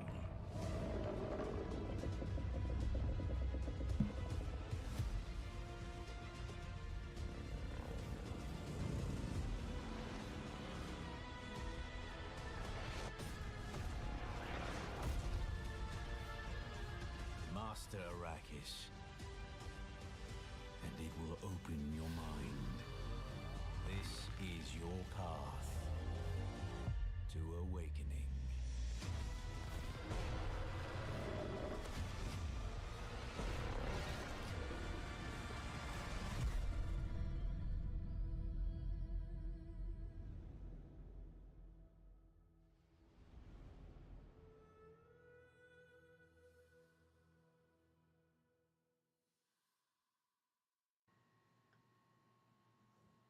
All right.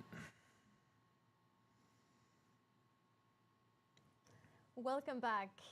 I have now two new guests with me to talk about exchange and the Landsrot. One of them is Joel Bylos, first time on this stream, never seen before. We did let him out of the doghouse again. So for those of you who want, Let him out of the doghouse, the chief creative director. You want to introduce yourself quickly? Sure. For those of you who don't know him. This week, my name is Al Gaib. Okay, there you go. And yeah, I'm the creative director on Dune Awakening, and I've had to change sponsor due to something that happened during the last podcast. Sorry, live stream. So I've switched sponsors now. All right, so we just balance. So he's it drinking out. Pepsi now? Pepsi, all good. And then we have a first timer on the stream. The Pepsi's better anyway. To you as well. Coke Zero sucks. Funcom, you want to introduce yourself quickly? Yes, I'm Amar, senior designer on Dune Awakening. I mostly work with systems such as the Landsrot, what we call hazards, such as quicksand, drum sand, and sandworm. Sandworm, master of the worm. Sandworm. What was it like the godfather of sandworms? No, what was it? Worm father. The worm father. Yes, the worm father. There we go. So yeah, normal Coke is good, but Coke Zero sucks. You can blame Amar. Pepsi Zero is really good. I prefer Pepsi. I've always preferred Pepsi. So yeah, obviously we do have social mechanics in the game, and there is a way for players to kind of influence economy, politics, a lot of those things. And one of the social aspects that we kind of modeled a little bit after traditional MMOs is the exchange, which is basically our... You prefer Coke, okay. Joel, you want to go a little bit more into what that actually looks like? Sure, I mean, you can probably see it on the screen right now, hopefully. Yeah. And so, you know, it's like, this is one of the reasons why we think Dune pushes a little bit beyond your average survival game, because we have this worldwide, and when I say world, I'm talking about our definition of world, which is battle groups in other games. It's kind of a definition where we have a bunch of these sietches, which are the servers, and they all connect to a single world, and within that world, there's a single exchange, which means people are able to sell and buy things off the exchange across these spaces, which means that you can, you know, obviously it's standard thing. People have seen it in MMOs for a long time. But the cool thing about our game is we have these dynamic elements that can be bought and sold on the exchange. And we really tried to bring sort of, to focus some of the things from like, from the advantages that this type of game has. For example, freeform building. So you'll be able to craft the buildings, as you saw earlier, save them to the replicator that we showed, I think, in the earlier part of the live stream. And then you'll be able to go to an exchange, preview someone else's building sets. That's cool. And then buy it. And then place out your own buildings. And obviously fill them in. So kind of the idea here is that we have this dynamic content. It means that people who play this role of architects, which is something that we've seen as I think a new kind of play style that comes out of these kind of games, these survival, you know, open world crafting games. People who are architects are actually able to make a living, hopefully, by selling really cool designs on the exchange to other players. Yeah, that's cool. Of course, we'll have people who make beautiful, artistic things like the Scorpion we saw that was really cool and stuff like that. Yeah. And, you know, then we'll also have people who are like sweaty PvP raiders who are really like making their honeycomb boxes to put out in the deep desert. So hopefully, you know, this creates some sort of economy around this, and that's kind of one of the coolest things about our exchange. Yeah. I also think it's really cool because, again, if you don't like to build, you can just go there and get something really cool if you wanted to. Maybe you want something, but you don't want to spend the time to actually design it. So I think this is a very, very cool feature. And there's, of course, other things that you can as well yeah, so another really interesting sort of dynamic thing that you can put on the exchange is in our cartography system, players go out and they survey, and we've talked about this a bit. You go and survey areas. And when you have surveyed an area, you can basically print out a sync chart, which is obviously a name from the lore. Print out a sync chart of the area that you've been surveying. And that basically fills in all the resources and all of the things that you've seen on the map. You can go to the exchange with a printout of your sync charts and sell those sync charts to other players. So right, the maps. You know, for Hacker Basin South, the starting region, the areas are fairly set. But of course, the deep desert resets every week, and there are 81 different zones in the deep desert that need to be basically set up in this way. Yeah, surveyed and printed out. So we see this as kind of an activity that we'll see players doing, right? Both you know, in a guild, you probably have dedicated scouts who go out, survey the deep desert, try to get as much of the resource information as possible, bring it back and hand it out to their guildmates. But in addition to that, we'd also expect there to be independent contractors, people who go out to the deep desert, survey, and then sell their maps on the exchange. And hopefully you can also get a reputation as being someone who's very thorough, someone who does a good job of the cartography loops of the game. So people start to recognize, okay, this person's a good cartographer. I'm going to buy their maps. They're generally up to date for the week and they're generally in good shape. So hopefully, again, just like the architect, we want that to be a style of play that people can really lean into. It's the same with cartography. We hope that there are scouts and people who lean into this map-making side of the game. So also, like, as you just mentioned, Deep Desert is so huge. Even if you're a big guild, you won't have time or the resources to actually really survey everything. And maybe you don't find that spot that has like super saturated resources. And then someone actually goes out. It might be a single player that isn't even like, it might even be a PvE player that might just try to sneak around all the PvP stuff, and they still have the opportunity to kind of make a dent here and make be important. Yeah, in exactly. the context of everything, especially the deep desert. So I think that's pretty cool. And then we can also talk about the explorer, for example. That's also another thing that there's an opportunity for explorers here as well, of course. Sure. I mean, yeah, so we have the unique schematic system in the game. We've talked about this as well, where players are able to find unique schematics, but they're limited creation runs. So you can only like create the item that you find in the unique schematic. So many times, right. So you want to find multiple versions of the schematic in order to like save that up and then craft more.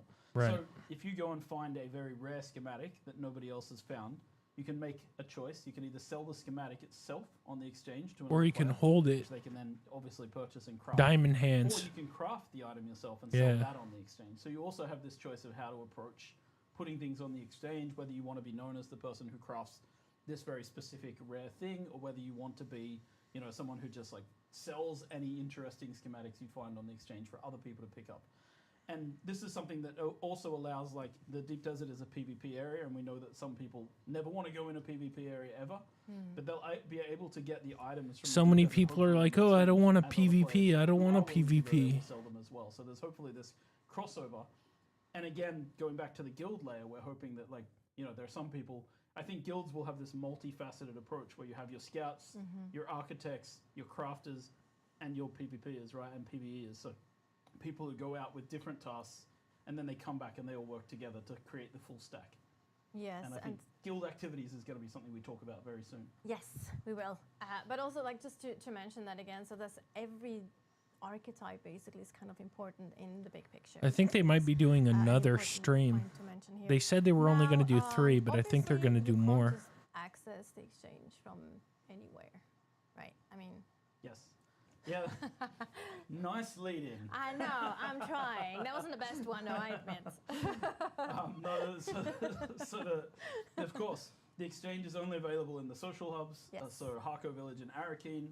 This is because we want players to deal with a bit of logistics, but we also want players to see other players a it's lot, nice, right? And the deep desert is a big, lonely place until you get, depending until if you you're like until you get the crap kicked out of you by someone else. Yes. But then there's like the Haggard Basin is a place where you can meet and hang out with people. But the social hubs are really designed to be the place where you see a lot of other players, and the exchange is a location that pulls you in, and like you'll see.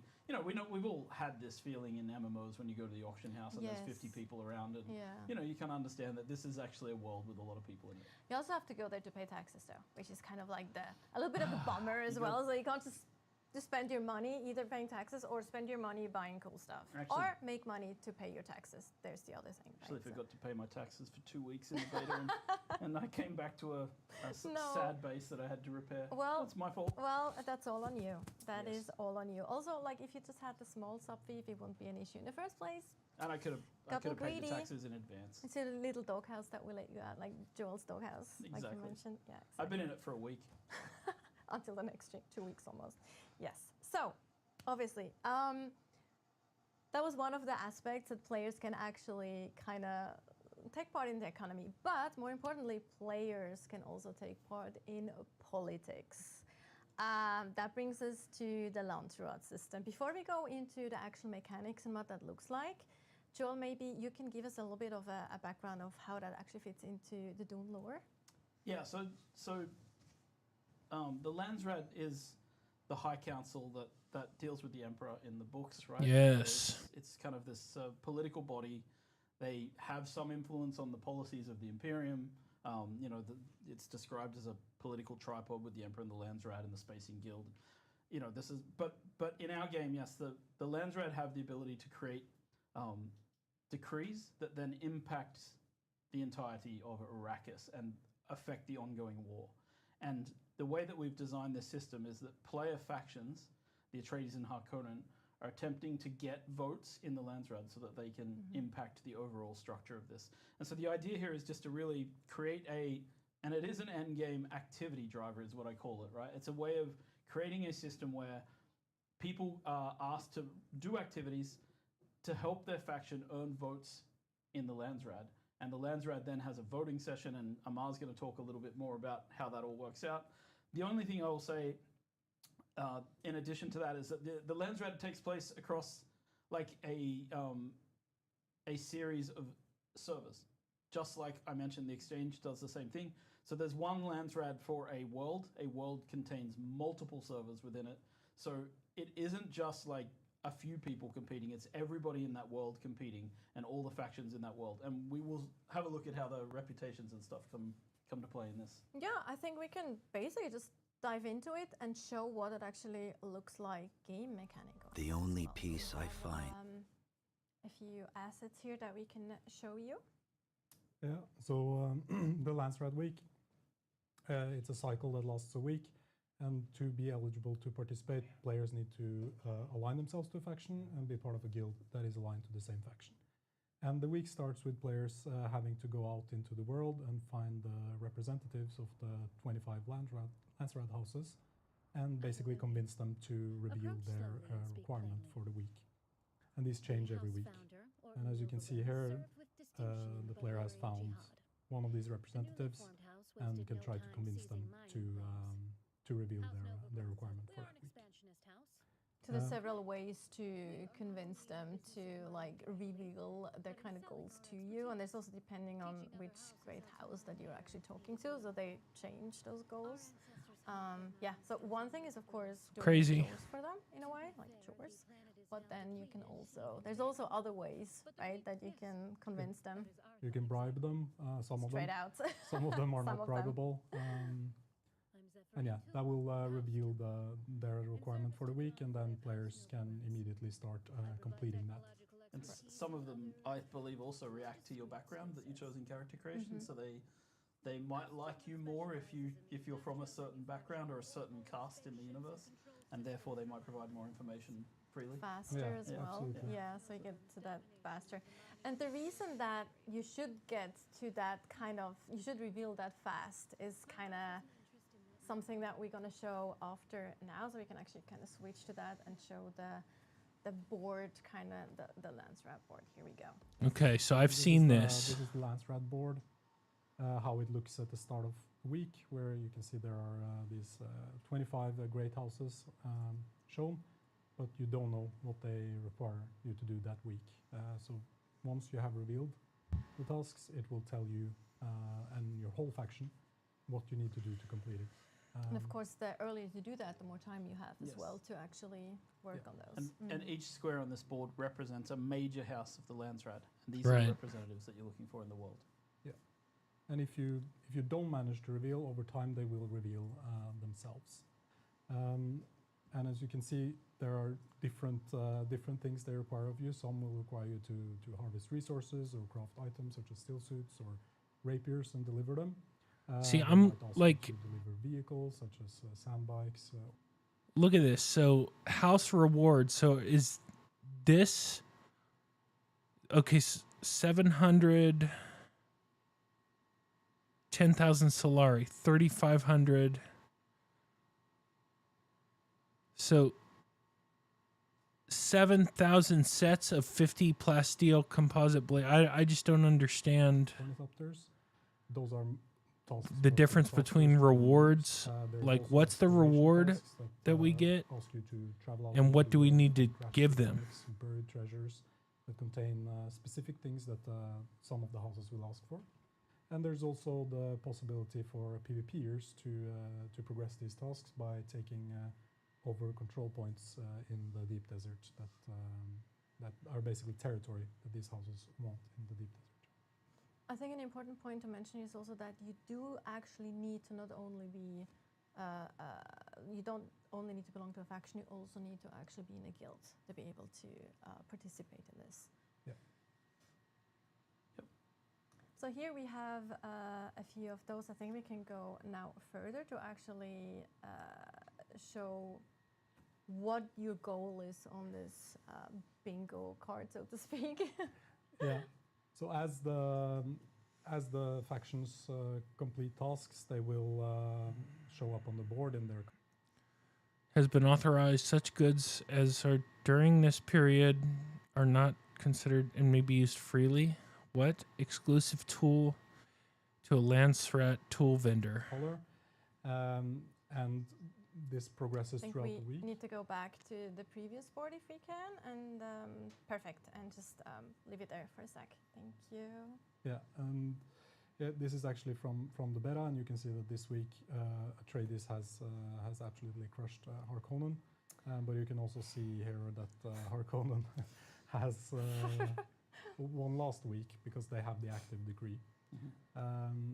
But this is where you compete, and towards the end of the week, basically the faction that has the most tasks completed by the end of the week will win.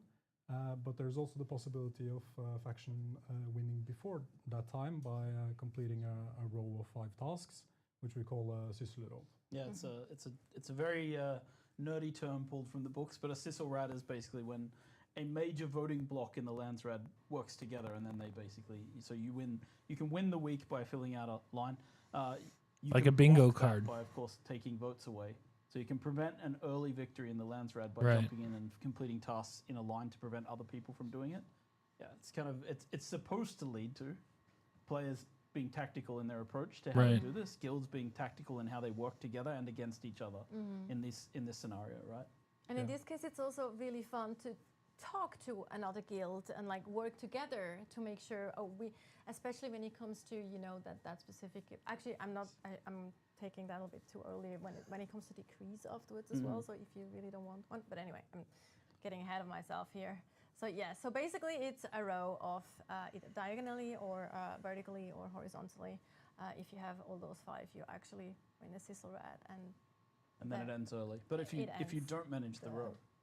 Yeah, then it is the most tasks completed. But I think this is quite interesting because it's not just a battle of effort here or anything. It's also the meta battle of Fremen with benefits. Strategy. There's kind of tactics and strategy involved as well, and not only PvP. As we heard, there's you can really contribute to this no matter what kind of player you are. If you're a crafter, if you're an explorer, there's something for you to do as well to help your faction or your guild in this case. Also, what's interesting here is you see the placement of the guilds as well, which gets us into rewards. What are some of the rewards that you get from actually participating in this? Yeah, the main reward that players are fighting over. Repair costs and refining times are reduced by 75%. Holy shit. All items are dropped and can be looted by anyone when defeated. Holy shit. Provide some of the most powerful items in the game. I feel like repair costs and refining times reduced by 75% is big. It can be something. But I don't know what Landsrad tool vendor is. Or even some more rare ones that are like the one you see on the screen now, where all items are dropped in the deep desert, basically making it a full loot PvP heaven, basically. Yeah. And I think what's important to mention again is that this is actually for a whole world. So you change basically the rules and the mechanics for a whole world and all the servers or sieges that are part of that world. So it's actually a quite ranged weapon damage increased by 33%. Like a whole week. Yep. Which is very exciting. That would make it but more there's difficult for rewards sure. and, well, we see a few more decreases. Landsrad Again, it's armor important to mention vendor. that there's not just PvP decrease that you can do. Like if you can be, we actually discussed that earlier. If you can be if you want to be a guild that is all about peace and you really want to kind of stop the PvPers from like doing their thing all the time, you can actively try to. I want problems always. Because they want to go for full loot again and stuff like that. So you can actually band together with other guilds and try to kind of counter that in a way, which I think is actually pretty cool. Yeah, one of the ways you can do that is when when the week ends and the guild leader, the voting session starts, the guild leaders are the ones that can vote on the selection of 3 decrees that week. And they vote with something called voting power that they gain based on how much their members contributed to the tasks. So a PvE guild, as you say, that is very active and contributes a lot, they have more to say on which decree is chosen than a guild that contributes less. So it's not only about the factions winning against the other factions, it's also about which guild within that faction has contributed the most. Exactly. Because they get more power You to can decide. you can see on the screen that on the 2 sides you can see the top 5 contributing guilds. So you can sort of also, like, as guilds, you can also think about how you want to climb the ranks. So particularly the Harkonnen, who like to backstab and take over each other's places. Hey now.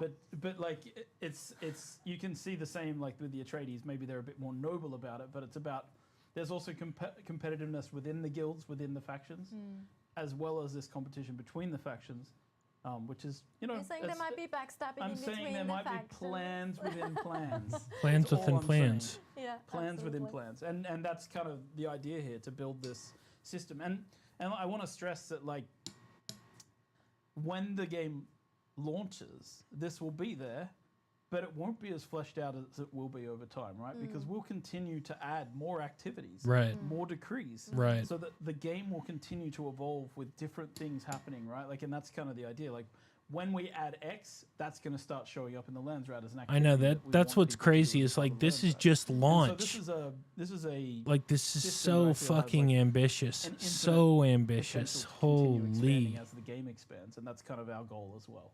Especially since you don't only have the decree as rewards, there's other things as well. And it's not just the factions that are the winners, even if you lose. But maybe you can comment a little bit on that as well. Yeah, you have something we call personal rewards that are for each of the houses, and they give everybody who contribute a certain percentage rewards. The rewards can be something like a great amount of Solari, a large amount of endgame components, unique. I just don't snacks, understand the Lancerad tool vendor. And what's this and 3046? house colors of that house. 0. Is that how many votes are for that? I would assume that's got to be it. To players, regardless if they win the task or if they don't. So you get to vote on which reward you get. For many players. Also on a Even as a personal solo. level. Yeah, that's really cool. It's my guess anyway. And I think it's one of the decrees actually. You can actually, I'm not sure if we've shown it on the asset, but you can also unlock a special vendor. Like I think that is that a decree? I actually not 100% sure. It's here. Yeah. There's multiple decrees that unlock different vendors, and they have, as I mentioned those before, unique schematics that you mentioned. They're very strong schematics, and they also have discounted general endgame gear as well. I see. Okay. There's a double reward there anyway. And we talk gear, we don't mean just armor and weapons. We also mean tools and other things that are Vehicles. interesting. Vehicles. Yes, for, like, Got it. Yes, I think that was actually a good overview already. And as mentioned, we have the beta weekend coming up. So no, actually, players won't be able to check out the launch at the beta weekend. Unfortunately, that's a bit It takes a bit too long to get that's here. A bit, yes, this that's is a bit, endgame, right? Like, yes, you it's can, a bit too complex. You can join a faction. Probably you can join a faction in the beta. You can. I think you'll be able to join a faction and like start doing quests and get a feel for what's it like to be a Harkonnen on the ground, or what's it like to be an Atreides. But you can't reach the Landsrad in the beta scope that we're going to have on May 9th. But that's that's a part of the surprises. We can't show everything. No, and it's part of endgame too. Like there's so many other things to do anyway on the way there. Like there's millions of things that you can do for any type of player. But yes, thank you so much, Joel. You're actually going to stay here because you're going to help us with the Q&A. Nice. This is going to be fun. Ask really spicy questions so that I can give really spicy answers. Omar, thank you so much for being here. Hopefully we have you on the stream sometime soon. It's really great to have you. Thanks for your for the chat. To mention again, so we have collected questions from you during the stream. We will answer those during the Q&A. Plus, we do have a raffle that we will do during the Q&A we will actually giving away 1 Ultimate Edition, 1 Deluxe Edition, and 2 Standard Editions from people that we will randomly choose. We will start the raffle in a second once we're done, like with our, like Joel and I with our. What is he doing? Puppet, He's got like, his what is it called sandworm. when you do no, not inspo. When you not that. When you do stand up, no, not stand up either. Oh god, that would be horrible. Improv. Improv. Thank you. Our improv sock puppets. Yes, we will have Leo back as well for the Q&A to help us with answering some questions. We are gonna mic him up. I'm basically waiting as well. If I can't actually hear now. There we go. I cannot hear at the moment. I'm sorry, my earpiece is not working. Let me just turn it up. There we go. Yes. So, changing into videos. We don't have a video here. We have a magical video. Oh, we have a magical video I didn't know about. All right, let's watch the video. The only peace I find is a future that never happened.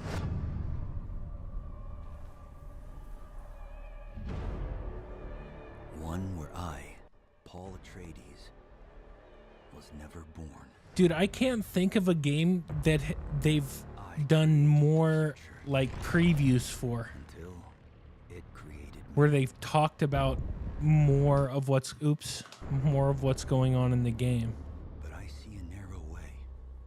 A path that might have been. I can't think of another game that's done this ever. I mean, if anybody can think of one, say it, but I can't think of another game that's done this. Dr. Yue exposed before his betrayal. Like, we're 2 hours in. The world where my father lives. House Atreides surviving the Battle of Arrakeen. It's insane. Sardaukar deployed to protect the spice melange. A war of assassins spreading across the planet. Fremen disappeared. Exterminated. No Muad'Dib. No Lisan al-Gaib. No Lisan al-Gaib. No Kwisatz Haderach. All of my visions lead to horror. Except for this one. This one leads to you.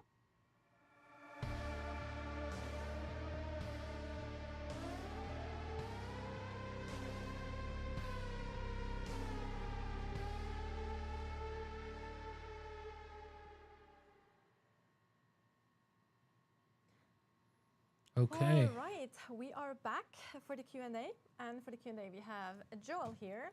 Q&A time. Holding for whatever reason a Chris knife. Just make sure like the dangerous Joel and weapons is dangerous. Anyway, and we also have Leo back to help us with answering the Q&A questions. As mentioned, we also do a raffle during this section. So while I see the wizard behind the scenes preparing this,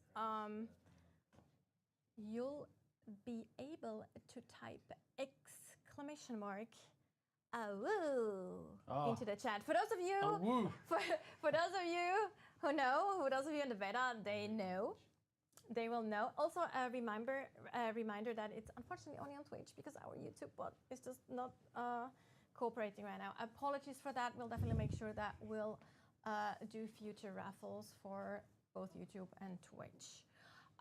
Yes, exclamation mark, awoo. Do you want to tell the story about that, Joel, by the way? I mean, should I? Or is it like an intimate story of me and the players in the beta? It's just, we had, in the beta, we had an improvised, let's call it improvised voice line that was not finalized. And it was very well acted.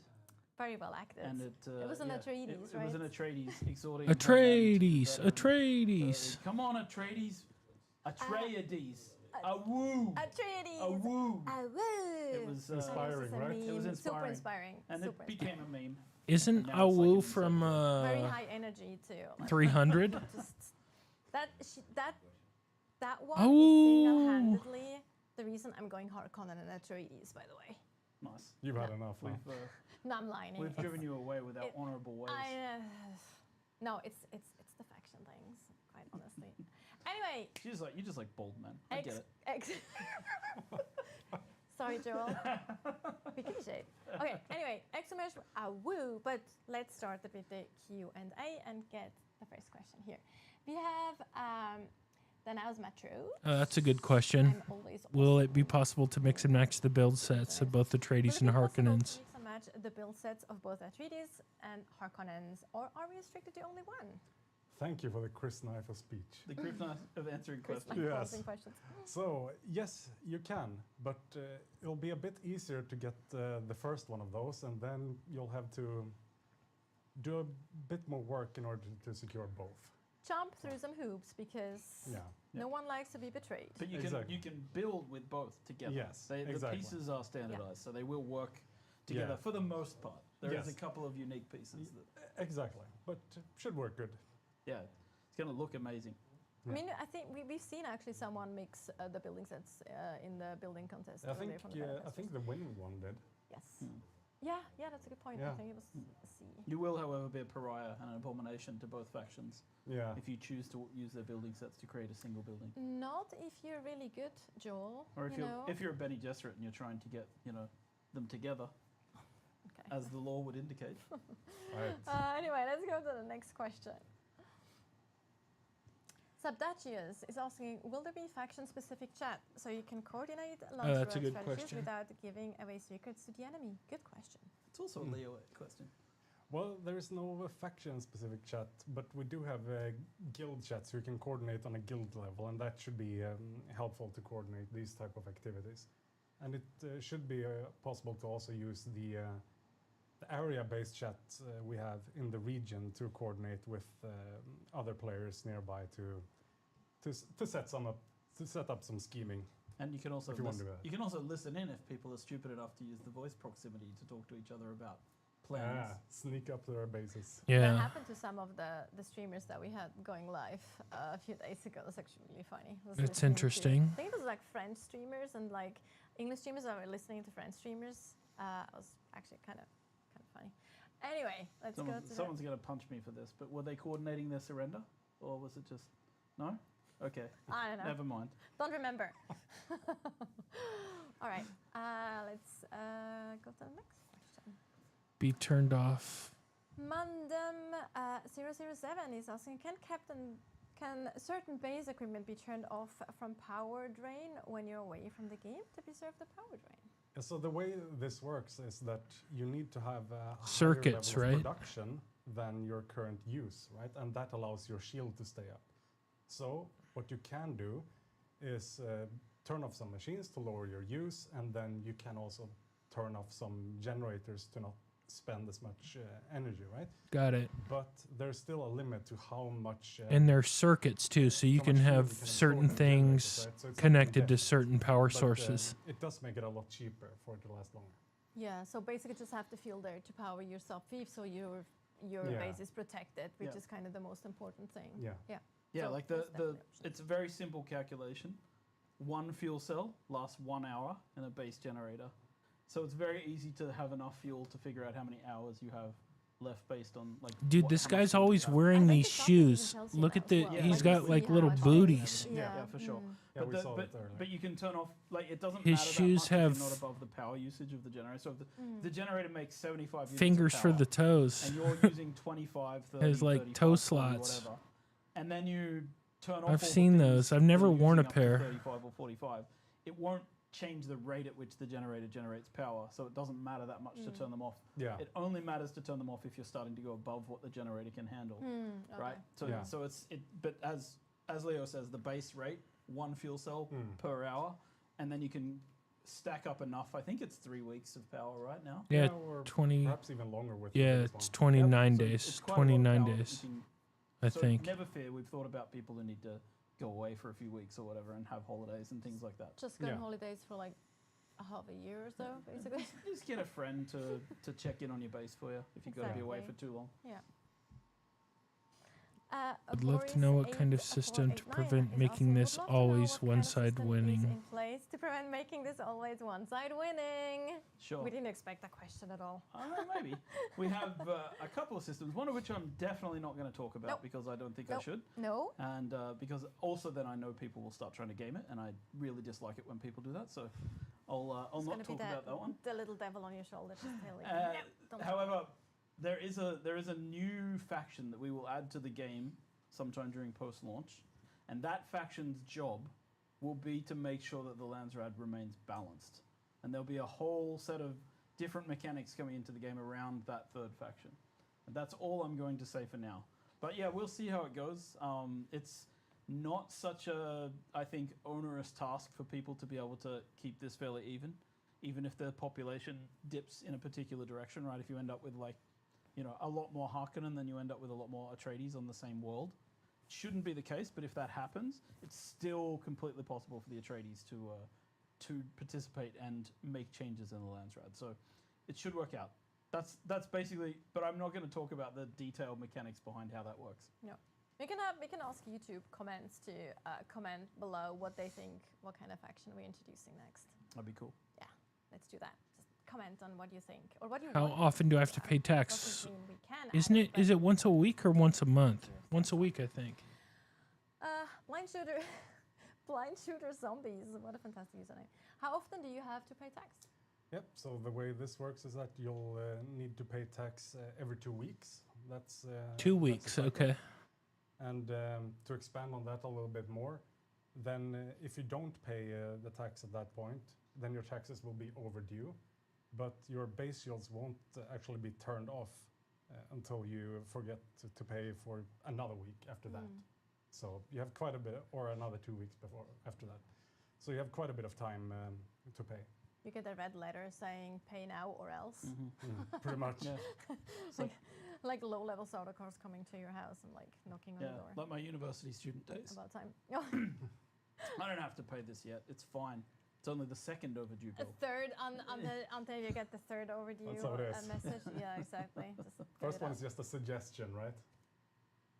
So Choker DXNK. Apologies if I. Someone buys. Is it a one-time sell? If someone buys my blueprint, is it a one-time sell, and I'll have to list it again? Yes. So one tool is one use. So you'll have to create the replication process again, right? And then you'll be able to sell it. So this way we ensure that once you've sold your design, it's not out there forever. So you can continuously supply it. Yeah, it's a consumable, essentially, right? So you sell the blueprint. We're talking about base blueprints, I'm assuming, rather than schematics. I think so for too. items. Yeah. So if you sell your base blueprint, people can consume it once, and that's it, right? They can't consume it infinite times. So if you make cool creations, yeah, it's like the ultimate form of copyright thanks to the Imperium. Yeah, and I can also add that you can't just go up to a random base you find and copy the design, right? You have to have access to the base to be able to do this, high-level access. Yes, permissions. And you also have to copy your base again to sell it too. Yeah. I'm not really sure which of the things they were asking here about, but yeah, just to cover all our bases here. Ha! No pun intended. Yeah. No, I meant the base. 3, right? I think you can have 3. The highliner joke from last time. Yeah. Reaper is that a K? Yeah, 2K7. What is the maximum number of bases you can have? 3. So you have different types of sub-thief consoles, right? And you have the basic sub-thief console, you have the advanced sub-thief console, and together, however you split that up, you have a cap of 3 that you can own. You can then have a permission to access any number of other sub-thief consoles or bases, right? But that's just what you are restricted to. Okay. And, then we also have a further restriction on the number of basic sub-thief consoles at 2. We haven't actually talked about this in the building part, but you can easily abandon a base via the map, for example. So if you like all of a sudden, no, I don't need that like 4x4 box anymore that I made at the very beginning of the game.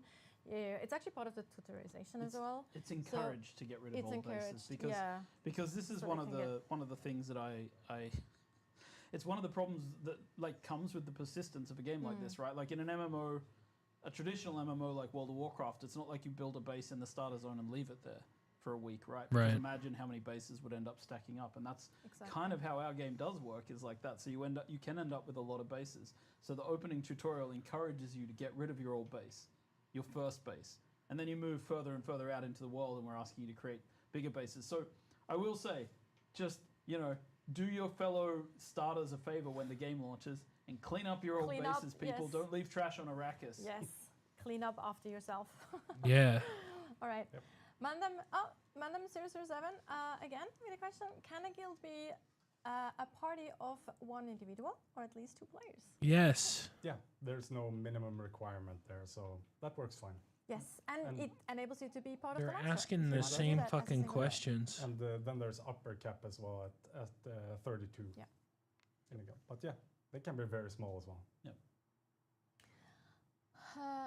If I'm building vertically on a cliffside, will the cliff work as a wall and keep or do I need to add another wall along the cliff to close off the structure? It's an interesting question. That's a very specific question. Will the cliff work as a wall and keep a sandstorm out, or I need to add another wall along the cliff to close off the structure? That's a good question too. So for that one, yes, you will need to add another wall. Okay. And it depends on certain complicated factors, depending on the distance to this opening and how close you are to the other surrounding walls and roofs. But in essence, yes, to be safe, you need to do that.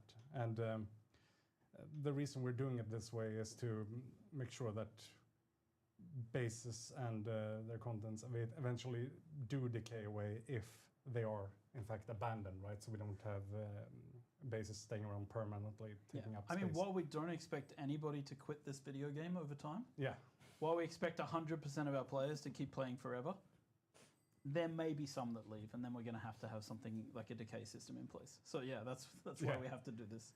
Yeah. Or you could just get tired of the base and move on, right? We need it to be removed in that case. Yeah. Sarah Nielsen is asking, how do you set access level towards strangers to your building?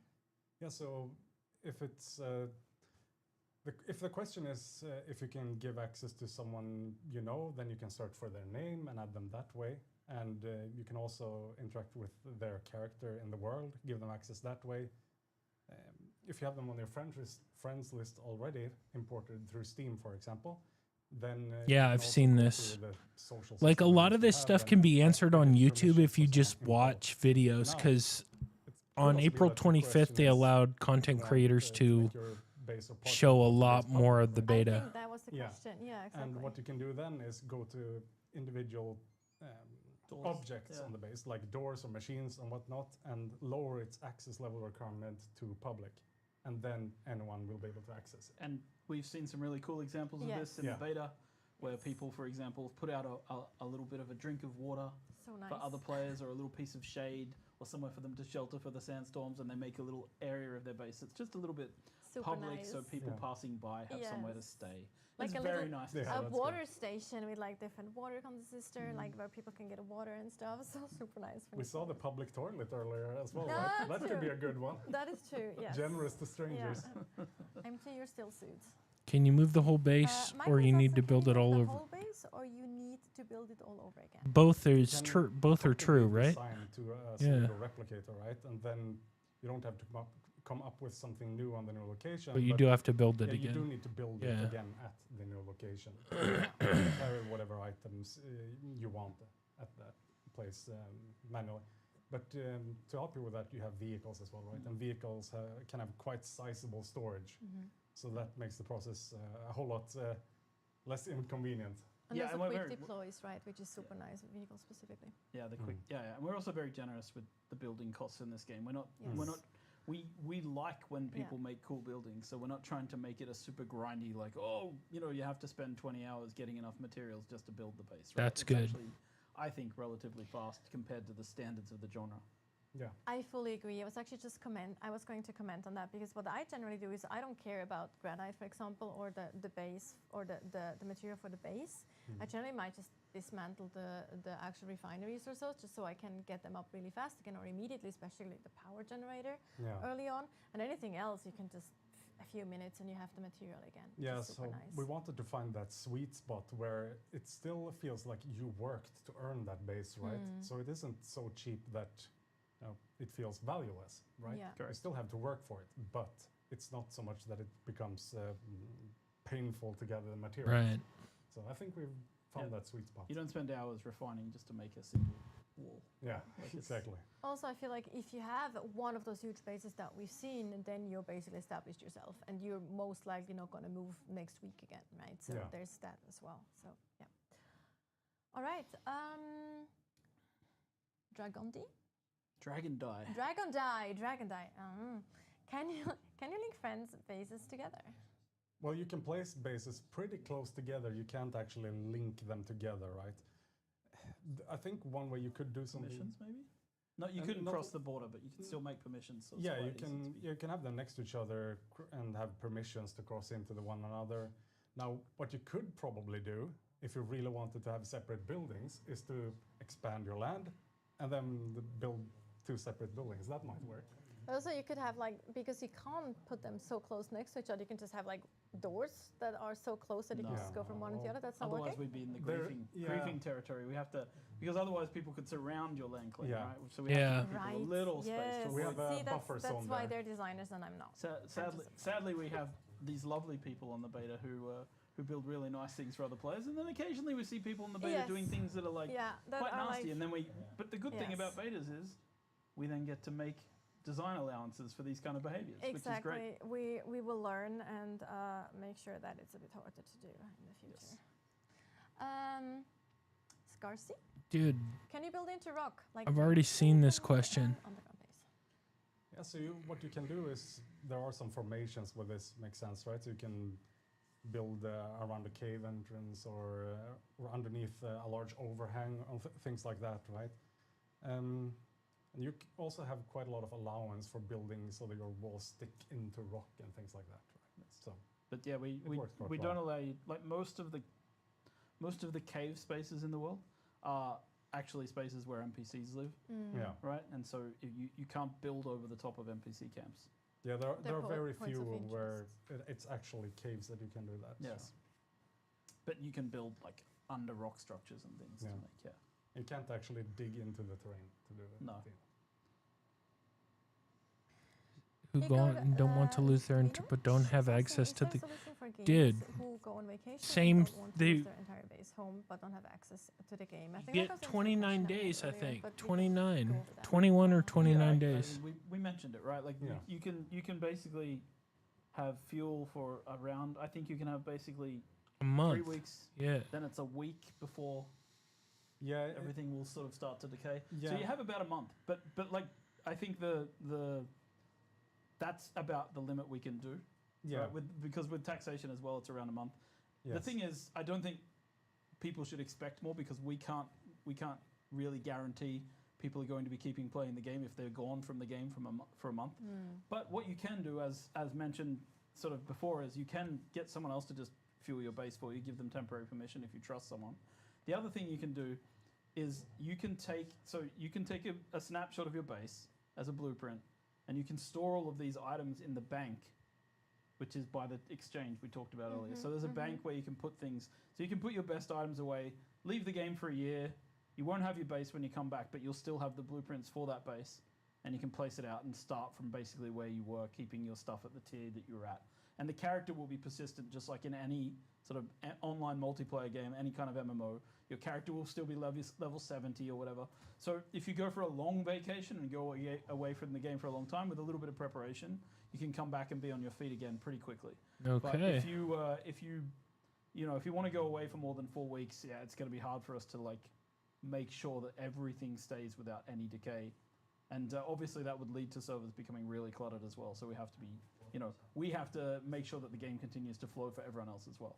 Yeah, and the bank, as mentioned, it does fit quite a lot of items, right? And you can also bank your Solari, your currency in there, which also further allows you to push ahead once you come back, so you don't have to struggle through the progression as you normally would. Exactly.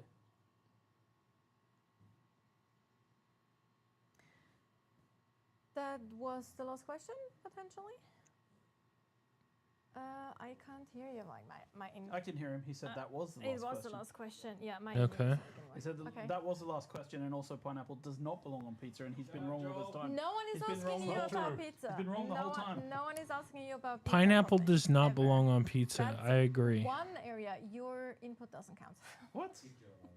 One area. Look at how fat I am. Of course, my opinion on food counts.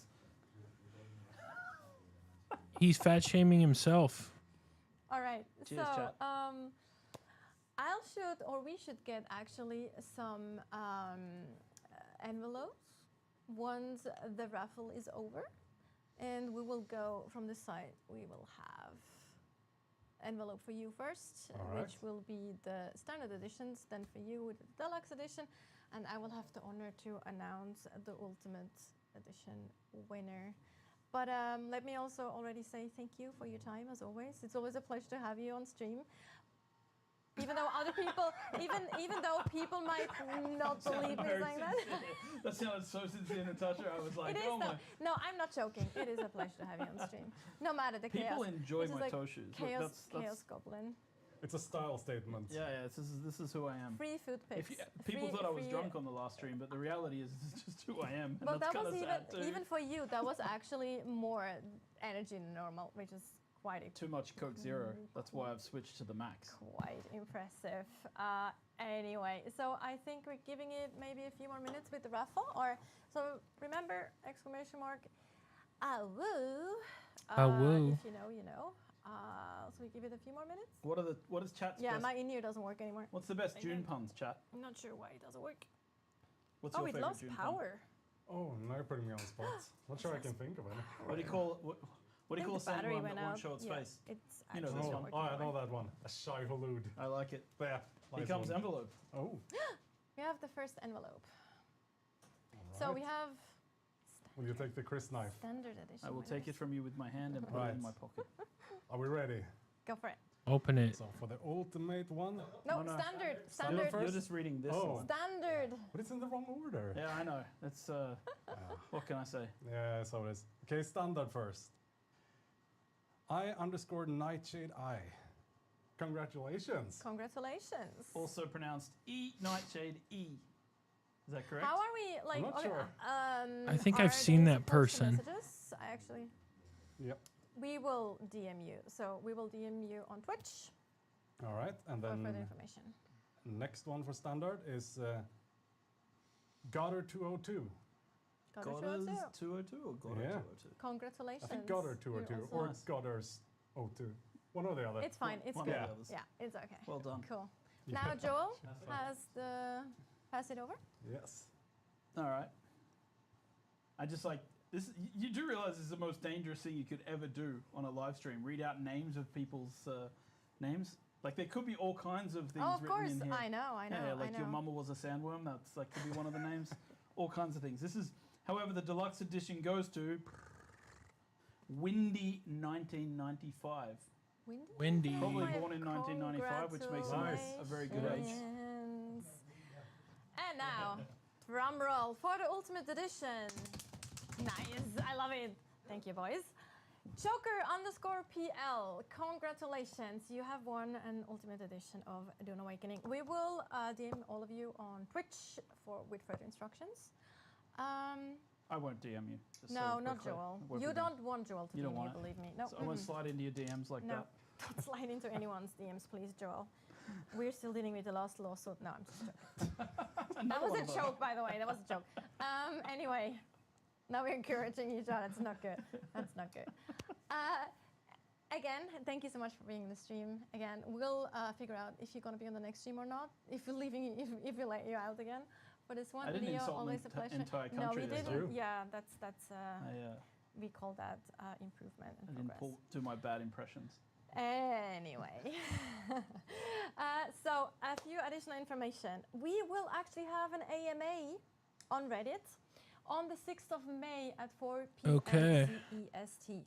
But for those of you who can't be there, you actually will have the opportunity to go there already on the 5th of May. We will have a Reddit thread on the Dune Awakening Reddit where you can post your questions that we will answer in the EMA on the 6th of May. So take that opportunity to ask some questions to some of our lead designers, including Joel. Joel will be there to answer some questions. Dude, I love how much time they're putting into all these. Like, try to get a key for the I'm beta. trying. I am trying so fucking hard to get a key to this beta. They better give me one. You're good. But I don't Also really remember expect it. to follow us on our socials, of course, join our Discord, Dune Awakening for everything. And thank you for joining us tonight. And I hope we'll see you again in our next stream. Good night. All right, y'all. So that's the Dune Awakening live stream 3. This was the last premium content for the month of April for Rumble and for all YT subs. I appreciate y'all. Love y'all. I will catch you tomorrow. We're at 6:30 p.m. Pacific time. We will be playing Callisto Protocol and trying to finish it. I was going to stream yesterday, but I had some issues with the power grid at my house. We were replacing some breakers, so we had to keep turning all the power off and turning it on, replacing some outlets to make sure we didn't like electrocute ourselves. So just wasn't the right day to stream, but I'll be back tomorrow. Regular stream, Callisto Protocol. Hopefully we'll finish it. Love y'all. Appreciate y'all. Peace.